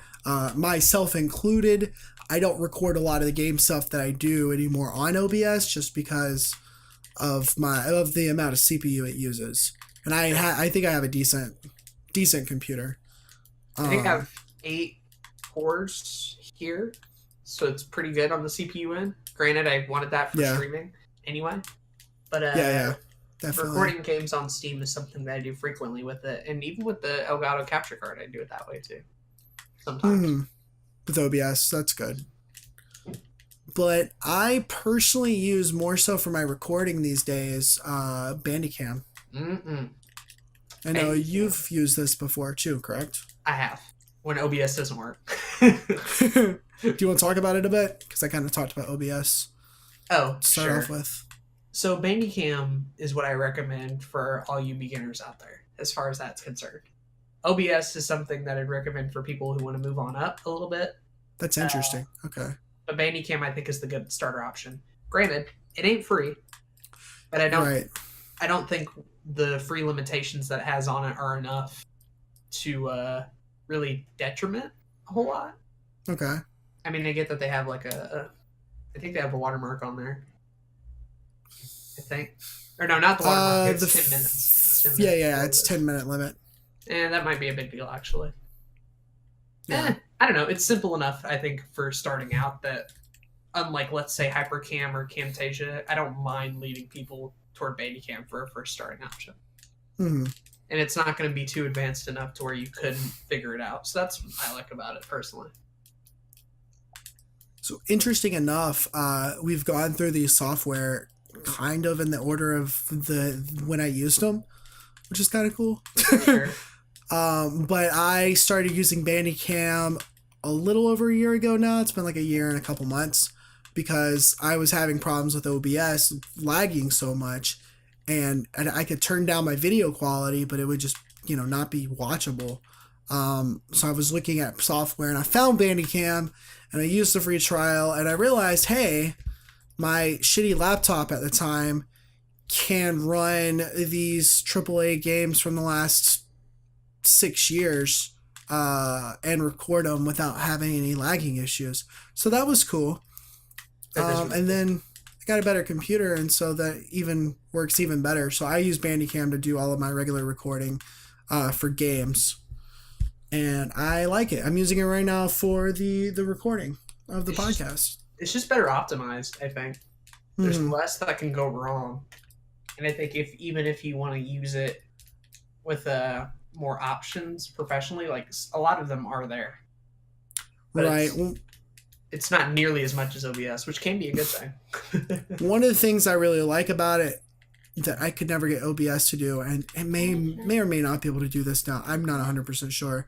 But one of the things that you can do with Bandicam is when you record a video with a webcam, with a game, then with the game audio and your mic, you can set those all to be saved as different files. And so when I go to my files, instead of having just one video centralized like it would be for OBS, I have 4 different files, which means that my editing, I can customize the editing and the video a lot more. It gives me a lot more room to make my videos more professional. You can get separate tracks for OBS as far as video and audio separately. Okay, but you can't with webcam, can you? No, I think all the video is webcam? the same. But the audio you can separate into little things there. That's also fairly new, Sure. I think. So, but yeah. I think it's recent. Hmm. But either way, that's good to know. Bandicam is a good boy. I've used it occasionally when OBS doesn't work, and it does its job fairly well. Mm-hmm. Both the free version and the other one. The other one. Yeah, the other one. The other It was one. $40 when I bought it. And that's not a which subscription. It's not a subscription, thankfully. And it's honestly not bad for software I'm going to use for a very long time. Mm-hmm. So again, and I am somebody that doesn't like to spend money because I don't have much of it. So keep that in mind. Right. I think it's ROI positive. In the long run, yes, definitely. In the long run, yeah. I've made more than $40 back on this stuff already, and that's without YouTube ad revenue. So there you go. What are you gonna do? What are you gonna There do, you man? go. Is that all boy. for video recording? I think that is. Yeah, I don't have anything else I'd like to talk about in terms of video recording. Cool. So let's do the ratings. Yes. Let's start with just the Hypercam series. I'm just gonna combine all of them together. Okay. Yeah. I would give it like a 1. I'm gonna go 1 as well. They're not good. There's no reason to use it. Skip. Don't use it. Skip. It's a swipe left for me. Swipe left, yes. Don't swipe right on Hypercam. It's so bad. Fraps. I'd give it a 2. It's not worth the money. I'm gonna give it a 1. I don't like it at all. Okay. I'm not a fan. Swipe left again. This is bad. Still would swipe left, yeah. Camtasia. 2.5. I'm gonna go with 3, actually. Okay. I think you could still get some use out of it. However, I say skip. Swipe left. Swipe left. Yeah, it's still one of those skippings because of the small detriments that it does come with it, like wasting time and costing money, I don't Right. think it's worth it. Kind of a thing. Kind of a thing they have to deal with. Mm. Next up, OBS. OBS, I think I'd give OBS a 4. Okay. 4 for recording, 5 for streaming. Ooh, that's fair. I'm gonna go 5 for both. I like OBS a lot. I would recommend OBS to people who probably have a little bit more knowledge about what they're doing and who are willing to sit through all the learning and stuff. So it's not my beginner friendly option, but it's still one that I would recommend. Okay. And then finally, Bandicam. Bandicam, I'd give a 5 to Bandicam because I've had no problems with it. I'm gonna go as 5 as well. I think Bandicam does its job remarkably well, both for audio and video, and is my beginner-friendly choice. Whether you do the free one, the paid one, or the other one, there's an option for everybody. The other one. Yeah, the other one. Yeah, the only detriment is it costs money. Sure, and even then, I wouldn't call it that big because you do get worth it. Exactly. That being said, though, if you guys know of a video recording program that's just as good as Bandicam and free and doesn't have all the learning hassle like OBS does, let us know. Yeah, please do, because we'll test it out. Because that would be the sweet spot, but we haven't found it yet. Yeah, also real quick, as far as streaming software goes, there is XSplit, but it also costs money, and I still think OBS is better. Sure. I haven't used XSplit, so I can't trash it. But I think on value alone, you get more out of OBS. Technically, the very first live stream I did, which I don't talk about this because I've actually forgot about it until recently, was in 2013. I used XSplit. I used the free version. And it was on blip.tv. Do you remember those at all? I remember Blip a little bit, yeah. I didn't use it much, but a website that I was a big part of did a podcast live on there. And so I tried to do a live recording. I tried to do like a live stream on there as well. And I did. And it was an adult game on Newgrounds, so that was interesting. Ooh. that was very interesting. Unfortunately, it's nowhere to be found. I kind of wished it was because that'd be funny to go back and relive. But relive the cringe. Yeah, pretty much. The cringe. I wanted to briefly mention YouTube Video Downloader as well. Because I wouldn't exactly put it in the editing section. But it's not really a recorder either. It's just sort of a helpful thing about video in general. What YouTube Video Downloader is a program that you download, fairly small, fairly easy, ain't gonna crash. And you put a YouTube link into it, and it automatically downloads that video, MP4, and you got the file, and you're ready to go. Pretty helpful. It also does a pretty good job of, if you give it video, it will convert it to whatever you need. And the same is said for audio. You can put the YouTube link in there, and it will give you the only audio part of it if you want. And then you can change that audio to a WAV, MP3, and stuff like that. So I think, number one, it's helpful because you can download YouTube videos, which is just helpful because sometimes you're mentioning a video and you want to show it, but you don't want to screen record it, right? Or sometimes you maybe don't have a backlog of your own stuff. Having YouTube Video Downloader there is kind of cool for that. And then number two, all the converting. It's the only converting program I have because I can't find another one that does a good enough job. There's too many shitty converting programs out there. Yeah. And by the way, I'm using the free version. There's a paid version too, but it's not worth it personally. No. So check out YouTube Video Downloader. I give it a 5 out of 5. Now remember, ethically, you don't want to use this program to steal people's content because people do that. Right. Or re-upload. Yeah, people do that. You want to use this stuff for like creative purposes, and maybe highly edited reaction vids, or like you said, using it for your own stuff, or if it's like clips of something that you want to use in your video, like that's fine. But it's really helpful. Yeah.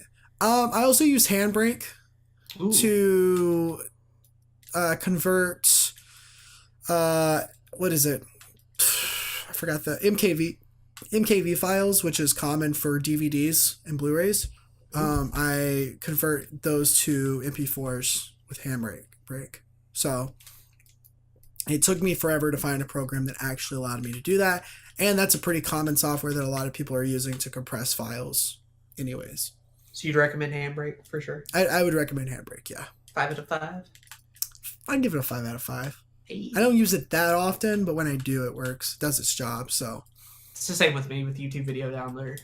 Mm-hmm. Great when I need it. Otherwise, it just kind of sits there. Actually use convertinmp4.com. Ooh. It used to be YouTubeinmp4.com. That's what it used to be. I used to use it at school. I download videos at school because I did, all I had to have was the link. So you used to not be able to watch YouTube videos at school. If you had the link and you went to this website and downloaded it, you could just watch the videos anyways.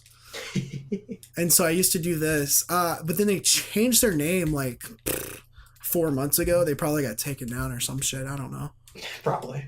But they also allow you to download the stuff in MP3, so that's cool. What if you want a centralized program that you can download on your PC? Then YouTube Video Downloader is the go-to. I agree with that. The way to go. Yeah. I know the way. The way. Yes. We both made the same meme. That's perfect. Exactly. On top of that meme is not dead yet. I don't know about that. It's February. It's been like I do not want that meme to be dead yet. Ugh. You'll have to let me know in the comments. Commenters, is that meme officially dead yet? I need to know. Exactly. Because obviously I'm a poor judge. I use Damn Daniel on a regular basis. And that's like... Unfortunately. Right. That's a bad one. That's the one I hate. But anyways, the next thing is, still talking about video, is video editing softwares. This is the last category, and arguably, if you're a YouTuber, probably the most important. This is where all the magic happens. And from your other programs, you can put it together to make a spicy video. But Aden, do you really need to edit your videos? Yes. Yes, you do. Don't but what if you're a Let's Player? Don't you just upload the raw video file. Ever. Don't. Could you just stop it? Stop it. Even if you're somebody who's like a Let's Player, right? Here are a few things that everybody should be doing. Right? Number one, probably most important, if you can cut out and edit parts where nothing is happening, for the love of God, do it. I get it, you want to show everything, but no one wants to watch an hour-long episode. I've learned that firsthand. Cut out as much as you can. Also, if you're not particularly funny or interesting, editing of comedy can be helpful. Whether that's memes, whether that's cranking your audio up when you say something real funny like... Stop. Taking a Seinfeld JPEG and swirling it around and maybe like include a MIDI version of the Seinfeld theme because the original is copyrighted but MIDIs aren't. You know, like, you can add a little bit of spice. And if you use overlays, if you use webcams, if you record your audio separately, syncing all that stuff together is a requirement. If you just record it all like that, sometimes it might not be synced. And sometimes you'll end up being screwed. And hey, when you render your video, it'll look a little bit nicer too. And also, you can disable resample in your editing as well, which is a great thing for games, especially more modern. Resample? I'm sorry, I don't know what that is. Really? Yeah. So disabling resample, I think, when you're recording, if you're doing game-specific stuff, it can get rid of, I think, ghosting and interlacing, and in modern games in particular. It's not really useful in the more retro stuff, but it can be helpful for that. And I have that in Vegas a whole lot, and it helps my footage look a little bit better. But then again, I play a lot of retro games anyway, so I don't see a whole lot of the benefit sometimes. Yeah, I mean, same. But yeah, that's just a couple of things. Even if you're a Let's Player, even if you're just record it, there's some things you can do. And I'm sure I missed a few, Zach, so if I did... yeah, I think one of the biggest things now is having end cards. End cards, yeah. End cards, so you have to kind of edit those in. An intro, but... You don't need one if you're a Let's Player, though, to be fair. No. I don't like intros on Let's Plays unless you're the Game Grumps. Fair. That's the only people that are allowed to have an intro. I do it all. That isn't, hey, my name is. Oh, your intro is good too. It's short. That's the thing. It's short. It's something that's catchy, and it's not dubstep, and it's actually a decent logo. Fair. So, a lot of people get into the habit of having these terrible intros from 2014. Okay, so the disable resample thing, I went to look up what it legitimately did, just in case I was wrong. Mm-hmm. So when you have resample on, you mix frames through blending in case of Vegas. Blending takes account the difference in time, so more close frames will be less transparent, and fairer ones will be more transparent in combined pictures. As a result, you get a picture with ghost. It is not a problem for static pictures, as they're quite similar and produces movement for slow motion, but quite visible ghost for fast motion. Another pretty useful feature for that is if you do like skateboard videos as well, or any kind of like sports stuff like that, because you're going so fast anyway. Not having the resample there gets the previous / nearest frame. Here, source frames that don't fit in the project are simply lost. No single bit of information goes to project preview / rendering. So, hey, it can be helpful for game stuff and the like. There you go. Learn something new every day. It has to do with frames. It's a bunch of nerdy shit. I got that off of the Vegas Creative Info Forum. Shout out to Warper, who posted that in 2014. Sweet. Thank you for that. He's your boy. You're allowed on the podcast any day, Warper, if you find this. What if he is watching the podcast? How cool would that be? That would be really cool. Now, I'm going to let Zach talk about the first editing software because I have to go pee. So, take it away. Okay. Well, I will briefly say if you're using a Mac, which I'm sorry, but if you're using a Mac, you do have iMovie, which is completely free, and it does its job. You can put in software, you can edit out chunks. If you're doing something simple, there you go. That's all you need. Other than that, the very first software that I ever used to edit, and a software that I still use to this day, is Windows Movie Maker. What's nice about Windows Movie Maker is, once again, like iMovie on the Mac, it's very simple. You just put in your video. You can also put in an extra audio track on top of the video, so you can have the two audio tracks if you're recording your audio separately with like Audacity or something. So you're good to go there. You can also add in titles and transitions and stuff, which sometimes that's good. Sometimes that just looks very amateurish and isn't good. But what I personally use Windows Movie Maker for these days is when I record gameplay with Bandicam, because of the way frame rates records with games, and it being a variable frame rate and not a strict frame rate like a camera would or a webcam. When I put those files into Bandicam, my audio to my game and my video will be desynced. So sometimes, or every time I record a gameplay video with Bandicam, I have to put that video into Windows Movie Maker first, render that, and then I can render that through the editing software. I agree on all of that. On all of that said. Have you ever used Windows Movie Maker? I have. Not recently, even in the past couple of years. I know you get a lot more use out of it in particular. But just starting out, hey, it's got all the basics there. A lot of that transfers. It's pretty easy. Doesn't require a whole lot. And it's gotten better. Actually update it occasionally, which is cool. It has. iMovie, I have no experience with. Sorry if you're a Mac user.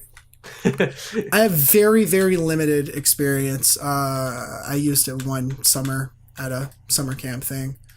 I made a music video to Linkin Park's "Numb." That was fun. That sounds real edgy, dude. It was no, it wasn't "Numb." It was "What I've Done." Oh wow! Now you're a lot less normie. Now you're like you went out of normie territory and kind of like, ooh, it's a different song. Was it Minutes to Midnight? I think it's a pretty good song, pretty good album. But anyways, what's the next video editing software? What do you mean, dude? I don't edit my videos. I just upload them directly to YouTube. Editing. Same. Editing's for chumps, actually. So figured I'd throw that out Agreed. there. I'm gonna go to by far the most expensive option on this list, but one that I feel can be used correctly if you know what you're doing, and that's Camtasia Studio, the editing program. I think this thing like costs $300 or $400 by itself, which is ridiculous. It's so ridiculous. But you get a lot of your timeline features, and it had a cool thing where if you look at your preview window, you could move objects there in the preview window and not have to do it separately, which is kind of cool. So when I was just starting out and I got Camtasia Studio, totally legally, by the way. Yeah, all $400. Yeah. When I coughed up all $400 as an 8th grader to buy Camtasia Studio, it was really cool because it was super simple and easy to learn, and I think that was the best part about it. However, it did kind of get outdated, and switching over to something like Vegas was ultimately better for me in the long run. However, a lot of my early videos were done via Camtasia Studio on my first channel, Mr. Mario 952, and then that was renamed to The Sploder Show. So a lot of my early YouTube memories were with Camtasia Studio, and it works pretty well with the recorder as well. So if you're doing that, you can kind of work together. I will say, even though the money is really the thing that holds me back from recommending it to anybody. Right. However, there is a bigger community around it now these days, to the point where there are tons of plugins similar to Adobe Premiere. There are tons of plugins, and there's so many more tutorials now out there that you could really find a lot of use with it, especially since it's directly it's directly usable with a video recording software that it is very beginner friendly. Which sucks that it's expensive. That's the problem. Like it makes no sense why they do that. It doesn't at all. Maybe if they went to a subscription based service, it'd be better.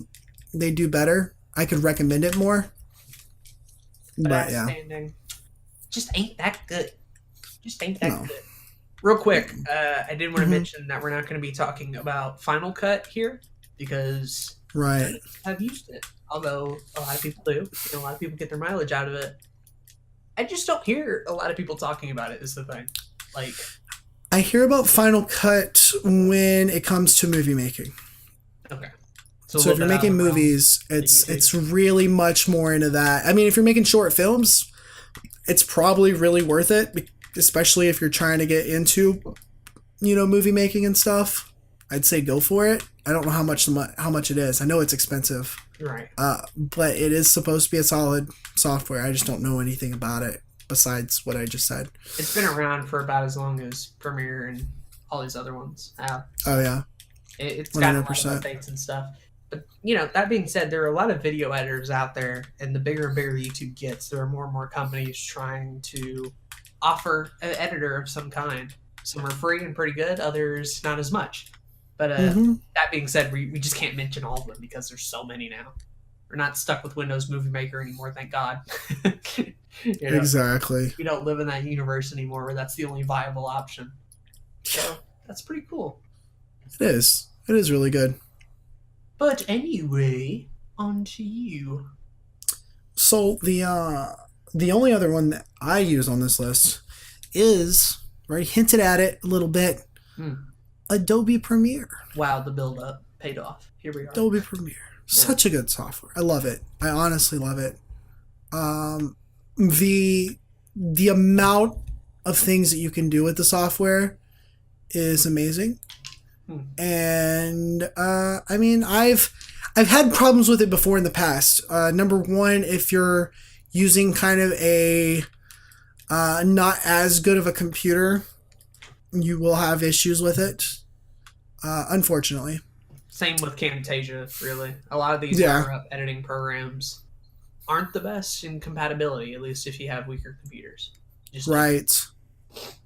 But if you get a decent computer, you should be able to run Premiere at least decently well. I still have issues with it every once in a while on my rig, but I can just downscale the video when I'm editing it and like when I'm looking at it, in the window, and I'm perfectly okay.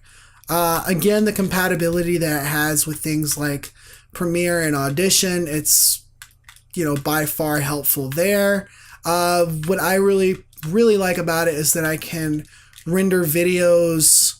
I can render multiple videos at once. That's really cool. Which is really cool. With Adobe Media Encoder, I can export a video file and then just render those videos directly, when I'm in bed or something, or when I'm away. I can render like 10 videos at a time or more, and it's great. I don't think Vegas can do that, so I'm pretty chilly. Yeah. Pretty chilly. It's a time saver. Again, it does cost that money. If you want to save the subscription cost at first, which I would recommend actually, right off the bat, you could buy like Adobe Premiere Elements for like $50. It is slightly different, much like Photoshop Elements is, but you can get some of the basics down and then move on to the Pro, which I find to be very nice. Yep. It's used in filmmaking stuff too as well. It is, yeah. So it's not just a strictly YouTuber thing, although it works great for that too. Mm-hmm. A lot of people use this software than the one that I know you're going to talk about on YouTube. The last editing software we're going to talk about, and the one I use currently, is called Sony Vegas. Oh wait, it ain't anymore actually.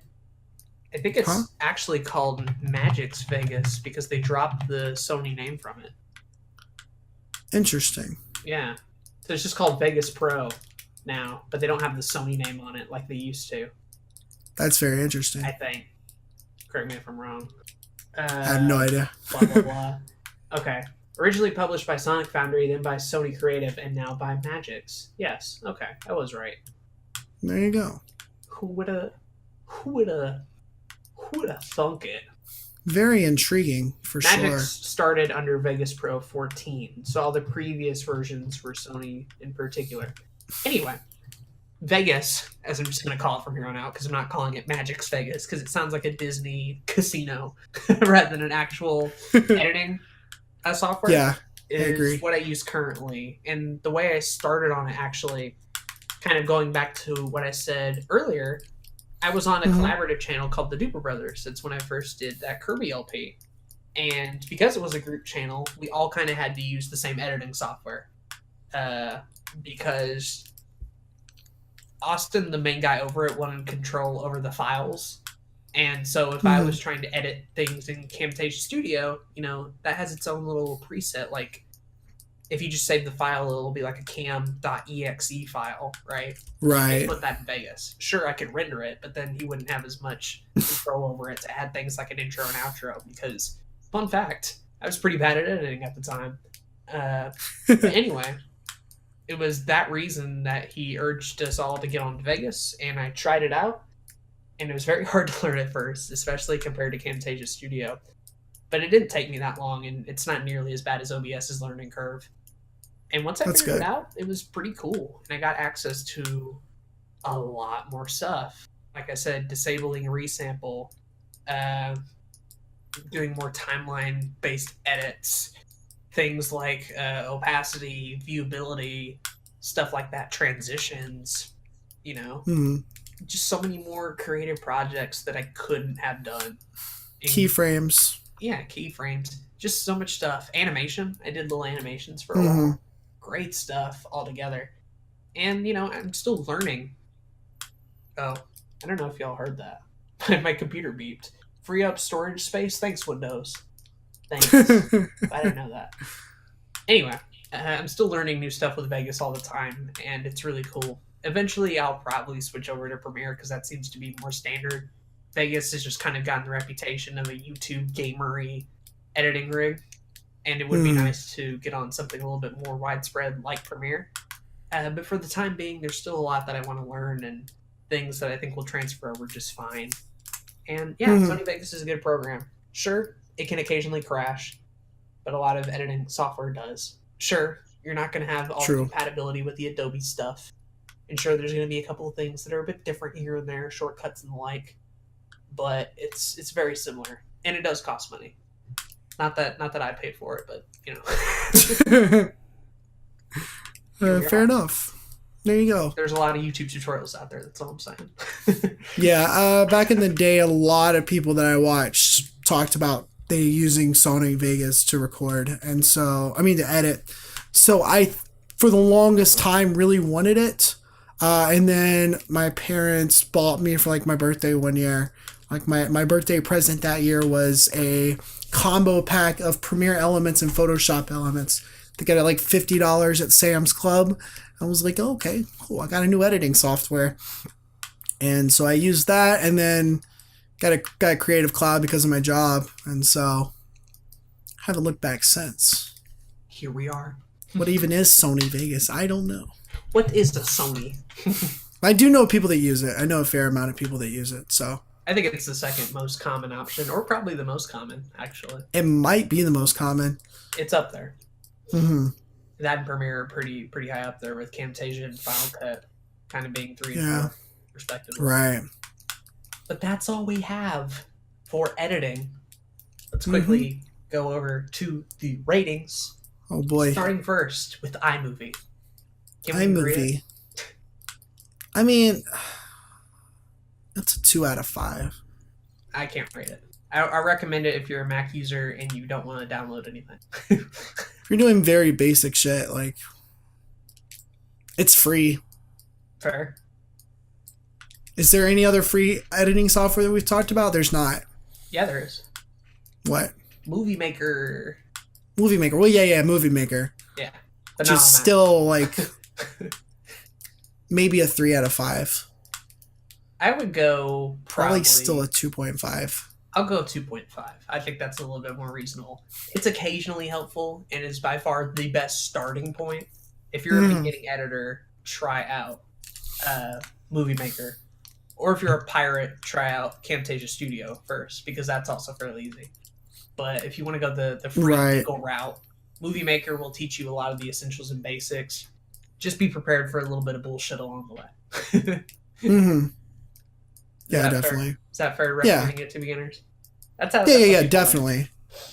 Definitely. I think for very basic editing stuff. I mean, a lot of people that go into movies, and a lot of the, big YouTubers now, a lot of the biggest like movie directors and editors and stuff of this day and age, like the last 10 years, 15 years, like they started on Windows Movie Maker. So they filmed stuff with their camera. They edited all of it in Windows Movie Maker. They figured, they made do with what they had. So, and I mean, like, editing down to its basics involves splitting clips and deleting them, or adding clips and putting them there. Something Windows Movie Maker can do. Exactly. You master that part, that'll transfer anywhere else.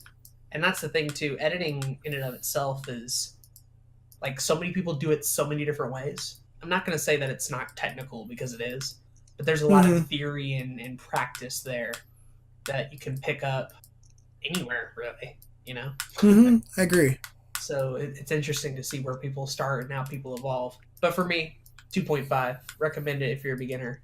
If you're not, skip away. Camtasia Studio. I give Camtasia a 3.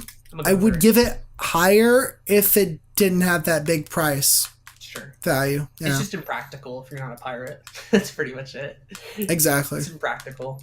I gave it a 3 for nostalgic value and where I started. Exactly. Well, and like I said, like, there are still a ton of plugins today now, and there's a ton of tutorials, and like, you can do a lot of good shit with it. It's just that prices. It's just, you can get stuff cheaper. I agree a lot heartedly. And granted, Vegas and freaking, Premiere do cost money, but not nearly the amount. Right. Not even nearly. Let's see. I wanted to Google just to be sure that we were right on that price there.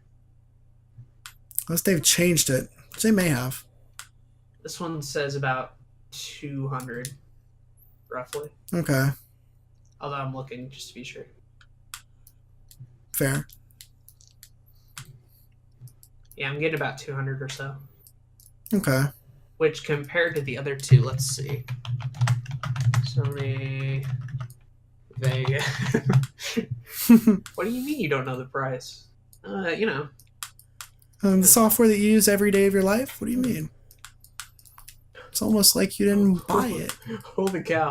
Sony Vegas Pro is $600. Holy shit. But that's the Pro version. I'm going to go down with it. So maybe you want to get Camtasia over Exactly. Vegas. Pro Edit is $399. Okay. So That's still a lot of Pro money. $365, the 12-month plan for completing video audio, for the complete video and audio editing package. So if you want to do it based on subscriptions, you can use it for $16 a month. Mm-hmm. Just something that Camtasia didn't offer. And then Pro Suite is $800. Jesus Christ. Why did I not know this? There you go. Why did I not know this? Anyway, Adobe Premiere. You probably saw it and then forgot about it because you pirated it. I mean, because you probably. bought it. And you didn't need to know the price after you bought it. Yeah, after I paid that much money. Yeah. Okay. So Vegas, what do you get the Vegas is score? Good. I'm a little concerned now. I About wonder why. that price tag specifically. It's a little scary. Yeah. It's almost like that's a lot of money. An ungodly amount. A ridiculous amount of money. Yeah. Let's see. Probably a solid 4. It's still a really good program. I can't deny that. Yeah. You know? That's fair. It's just I can't rate it. I've never used it. It's just damn. Yeah, it's a lot of money. All right, and then last but not least, Adobe Premiere. I give it a 5 out of 5. Pretty good. Yeah, it's great. Again, like money wise, you do have to pay for it monthly. There is no pro version that you can just buy outright, which is unfortunate, by the way. $19.99 for just the app a month. Just for the app a month, okay. Which is, at the end of the day is about $50 if you're doing the bundle. Yeah, which isn't bad, I don't think. I think if you make the step, and this is the whole thing behind all of this in general, if you make the step towards doing this as a hobby to wanting to do this professionally as your career, spending $50 a month towards your career is a good thing. Yeah, it's a good thing. It's such a low price in the grand scheme of things, because if you're driven enough and you want to, you work hard enough, theoretically, and I say this for myself as well, like hopefully, I'll make all that money back and more, Sure. So. Sure. Yeah. Yeah. Piracy is just kind of a thing in the software space, especially. And because it's so easy. Well, right. Debatably. And I mean, like, it's a thing that pops up in definitely other communities, your anime communities, games, stuff like that. Yeah, it's definitely. Gonna happen. No matter how hard you try to regulate it, it's gonna be a thing. That being said, though, if you are in the financial position where you can pay an amount of money to help better your career, it's one thing if you just need it for a school project. It's another if this is what you do every day, right? So know who you are, what type of person you are, how much mileage you're gonna get out of it. And if you can pay money, do it. Support the things you love. That's just the thing in general. That goes for anime, games, whatever, DVDs, movies. Mm-hmm. Support what you love. I think I work on videos probably when it comes down to everything that's around it, including networking and stuff, probably 90 hours or more a week. And then, if you do the math, $30 a month if you're a student, divided by those 90 hours a week, every week, that amount of money is infinitesimal to what, the amount of value that you're getting. Agreed. So and I would be paying for that if I had that available. Right. To me. And I will one day. Okay. Yeah, definitely. Right now. So you all should too. But hey, if you want to try it out, if you want to see what's up, I'm not going to tell you no. I'm just going to say, you do you. You do you, baby. Mm-hmm. And for the love But of hey, God, don't pay $700 for Vegas. Do the subscription thing. It's too much money. Do the subscription. $16. It's fine. Don't do Camtasia either. Yeah, $200. That's the thing. Even though Vegas is more expensive than Camtasia, the fact that Vegas actually has a subscription model and Camtasia doesn't means that Vegas is going to be infinitely more accessible to people. Right. Just by itself. Agreed. So, plus Vegas offers more, so that's that. I don't feel so bad about that anymore. I've worked it out, guys. I've worked it out. There you go. Do you have any more of the software that we might not have forgotten about? Right off the top of my head, and on the very bottom of this list, we didn't talk about capture card software. Oh, yeah, we did. So if you get an Elgato or a Roxio or a One Touch Diamond for $25 off of Amazon, don't judge. Used to use it. Yeah, boy. They typically come with some kind of software, and you can use that software to record your gameplay. If that's your fancy. I don't personally use the Elgato software. I don't think it's optimized enough. I do sometimes. Okay. But it is there, so. Mm-hmm. Typically, a lot of these capture card softwares will also include streaming programs as well. They're really bad. Right. Do not. No. Not unless you have like a really, really good computer. And if that's the case, you probably already know all of this. Probably be using OBS instead. Like, Yeah. You get more options out of it that way. Some of them are better at recording than others. I remember the Hog in particular was pretty bad, but that software, Elgato's is miles better. And it's kind of, they're kind of the standard when it comes to capture cards, so their software kind of reflects that as well. But you can use OBS instead if you really don't want to even bother with it. That being said, some capture cards might not even be supported by OBS, and if that's the case, I'm sorry. Sorry for you. And then I'm looking on my desktop various programs that I use pretty frequently. Discord, we've talked about it in the episode about networking and building a community. That's also obviously very important. Restream chat, I use to stream on multiple platforms and look at the chat from both platforms. Stream levels, pretty cool. Make MKV. You can put your DVD in your computer and turn it into an MKV file. 7-zip, because you're going to be downloading a lot of zipped files, and you kind of need a way to unzip them. Yeah, that or WinRAR. Fair. And VLC Media Player. I use that a good bit. Logitech webcams also come with software to help adjust settings if you want. It can also record. That's true. And then I have QuickTime Player on here. I don't know why, though.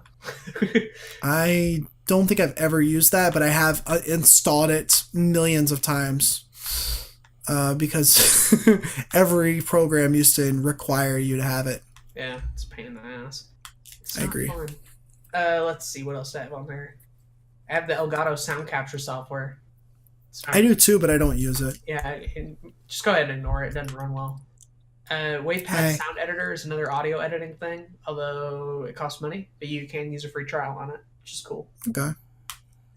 And I think that's about it as far as that's get re-acquainted or get acquainted. What is the word I'm looking for? Holy shit, is that acquainted? There we go.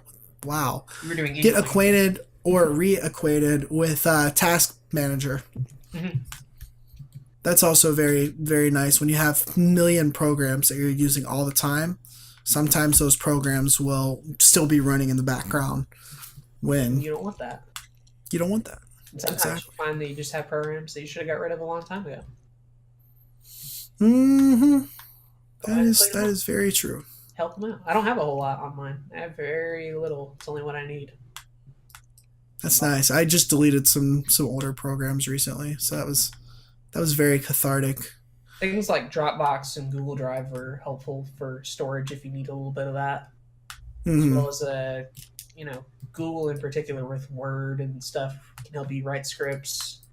Spreadsheet for scheduling, a lot of stuff. Right. There's plenty of free scheduling software, and check out a bunch of websites as well. There's a lot of CEO related websites out there. There's, all sorts of stuff. SEO. You said CEO. SEO. My bad. It's I'm like, sure there are also CEO websites. fair enough. You want to be a CEO? Pipe it up. Exactly. But all in all, thanks, Patient, for giving us the idea for the podcast. If anybody else has any ideas for episodes that you want us to talk about, please, I'm begging you, help us out. Sure. But yeah, no, we're here to help you as much as we are wanting. That's what we're here for. We're here to help you. This episode's proof of that, because now, if you haven't heard of any of these programs or needed to do a specific thing, you now have options. Granted, all of them will not work for you, and you might have different opinions on what these programs are like in your experience, but at least you know about them. At least they're there. Exactly. And there are tutorials aplenty, so get to learning and get to creating something. That's the important thing. Who cares about the software and the specs and all that stuff? If you can make something on your YouTube channel, no matter what you use, that's good software. Yeah. I agree, 100%. If you're popping it off with Paint and Movie Maker and you're still making good stuff, who am I going to care what you use, right? Like, whatever. Exactly. Ultimately, it comes down to that execution, not what you have and the equipment and everything. Like, how well is the video itself? That's what I want to know about. That's subjective quality. Yeah. It's important. Although software can help. Yeah, definitely. Very much help. Definitely. But now that we're done with our main topic, you want to read the couple comments that we have from last time? I don't have. Do you want me to read them? Or do you want to read them? I can send them to you. Yeah, send them to me. Professionalism, it's a thing. I'll read it. Here you go. Read it up. I'll give it a read. There you go. As soon as it's done loading, any minute now. Loading. Yeah. Wow. It's like you need a faster computer. I have. We talked about software, but the heck. This is trash. you need that Google Fiber, my boy. Google Fiber. That's what it really needs. Like Google Fiber. That's goals, honestly. If I can get Google Fiber like tomorrow. Dude. Yo, you didn't even put the links in the Jay Zoomster episode. Shame. Did I not? Exposed. That's hilarious. All right, I'll fix that. The shit is still not loading. Jesus. I'm gonna refresh. Okay. I'll try that. Professionalism, it's a thing. We'll come back to the most professional podcast. Gonna make a little professionalism jingle. I'm gonna use it on most of my videos because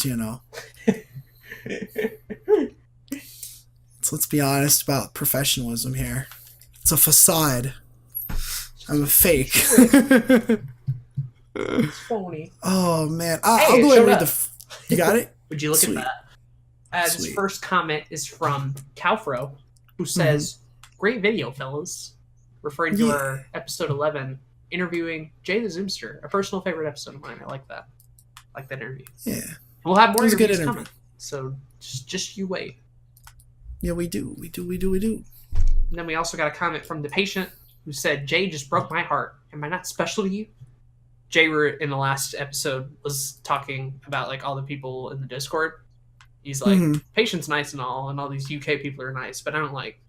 We're not like serious, like real homies or whatever. So Patient is obviously. I forgot about that. She also says, "Definitely enjoyed this interview and love to see more. Fucked off doing college work just so I could listen to it. Goals. Wow. That's so nice." My big takeaway would be reach out to people. Take that risk because you really don't have anything to lose. Who knows? You could end up with some strong friends as a result. As for video ideas, a software video would be pretty interesting. That does sound pretty interesting. We should do one of those. We should tackle that at some point. I agree. Maybe in another could be cool. Maybe next time we'll talk about software. But those are all the YouTube comments. Thank you for them. Zach hearted them, and I'll like them. I'll give a little like. There you go. Everybody gets a like. We love your feedback, your comments. Speaking of comments, Absolutely. Let us know what your opinion on the software we talk about in this episode, as well as what software do you use? Is there any cool programs we don't know about? Let us know. Particularly if you have one that markets your videos everywhere without you having to do anything, that'd be cool. Or one that makes my SEO godlike, that would also be cool. Yes. But, other stuff too. That'd be nice. Mm-hmm. And at the end of the day, if you liked this podcast, if it helped you at all, please leave a like. Please leave a little rating on iTunes or Google Plus. Not Google Plus, Google Play. That'll help us a lot. I'm about to get all these back up on those platforms, so that'll be nice. That'd be fun. Let us, hit that subscribe button if you're not already subscribed. And let us pray. let us pray. Fucking joke. So bad. Rate Rate this podcast 1 star if you heard my mom in there. I never heard her. So you did? Wow. Must have been me. She showed up halfway through. That's great. Wonderful. If you would like to be a interview on the podcast, please let us know. You can send me an email at ZackSnyderProductions@gmail.com. Tell me what you do. Send me your links to your videos or Twitch or whatever it is that you do on online content creation, and we'd love to have you. Yeah, love to have you on. It'll be a fun time. We'll ask different questions. I promise. It won't be the same. Yeah, for sure. But anyways, do you want to do the outro too? Ooh. I would actually if okay. I remember it. I remember it now. I was gonna say I didn't remember it, but it came back to me like literally right there. I think you came up with the outro too. That's what's funny. That's the sad part, if you really think about it. Anyway, I'm 21 Savage. And I'm Lil Wayne. And we thank you for listening to this episode of another YouTube podcast. See ya. Bank account. Bye. Bye.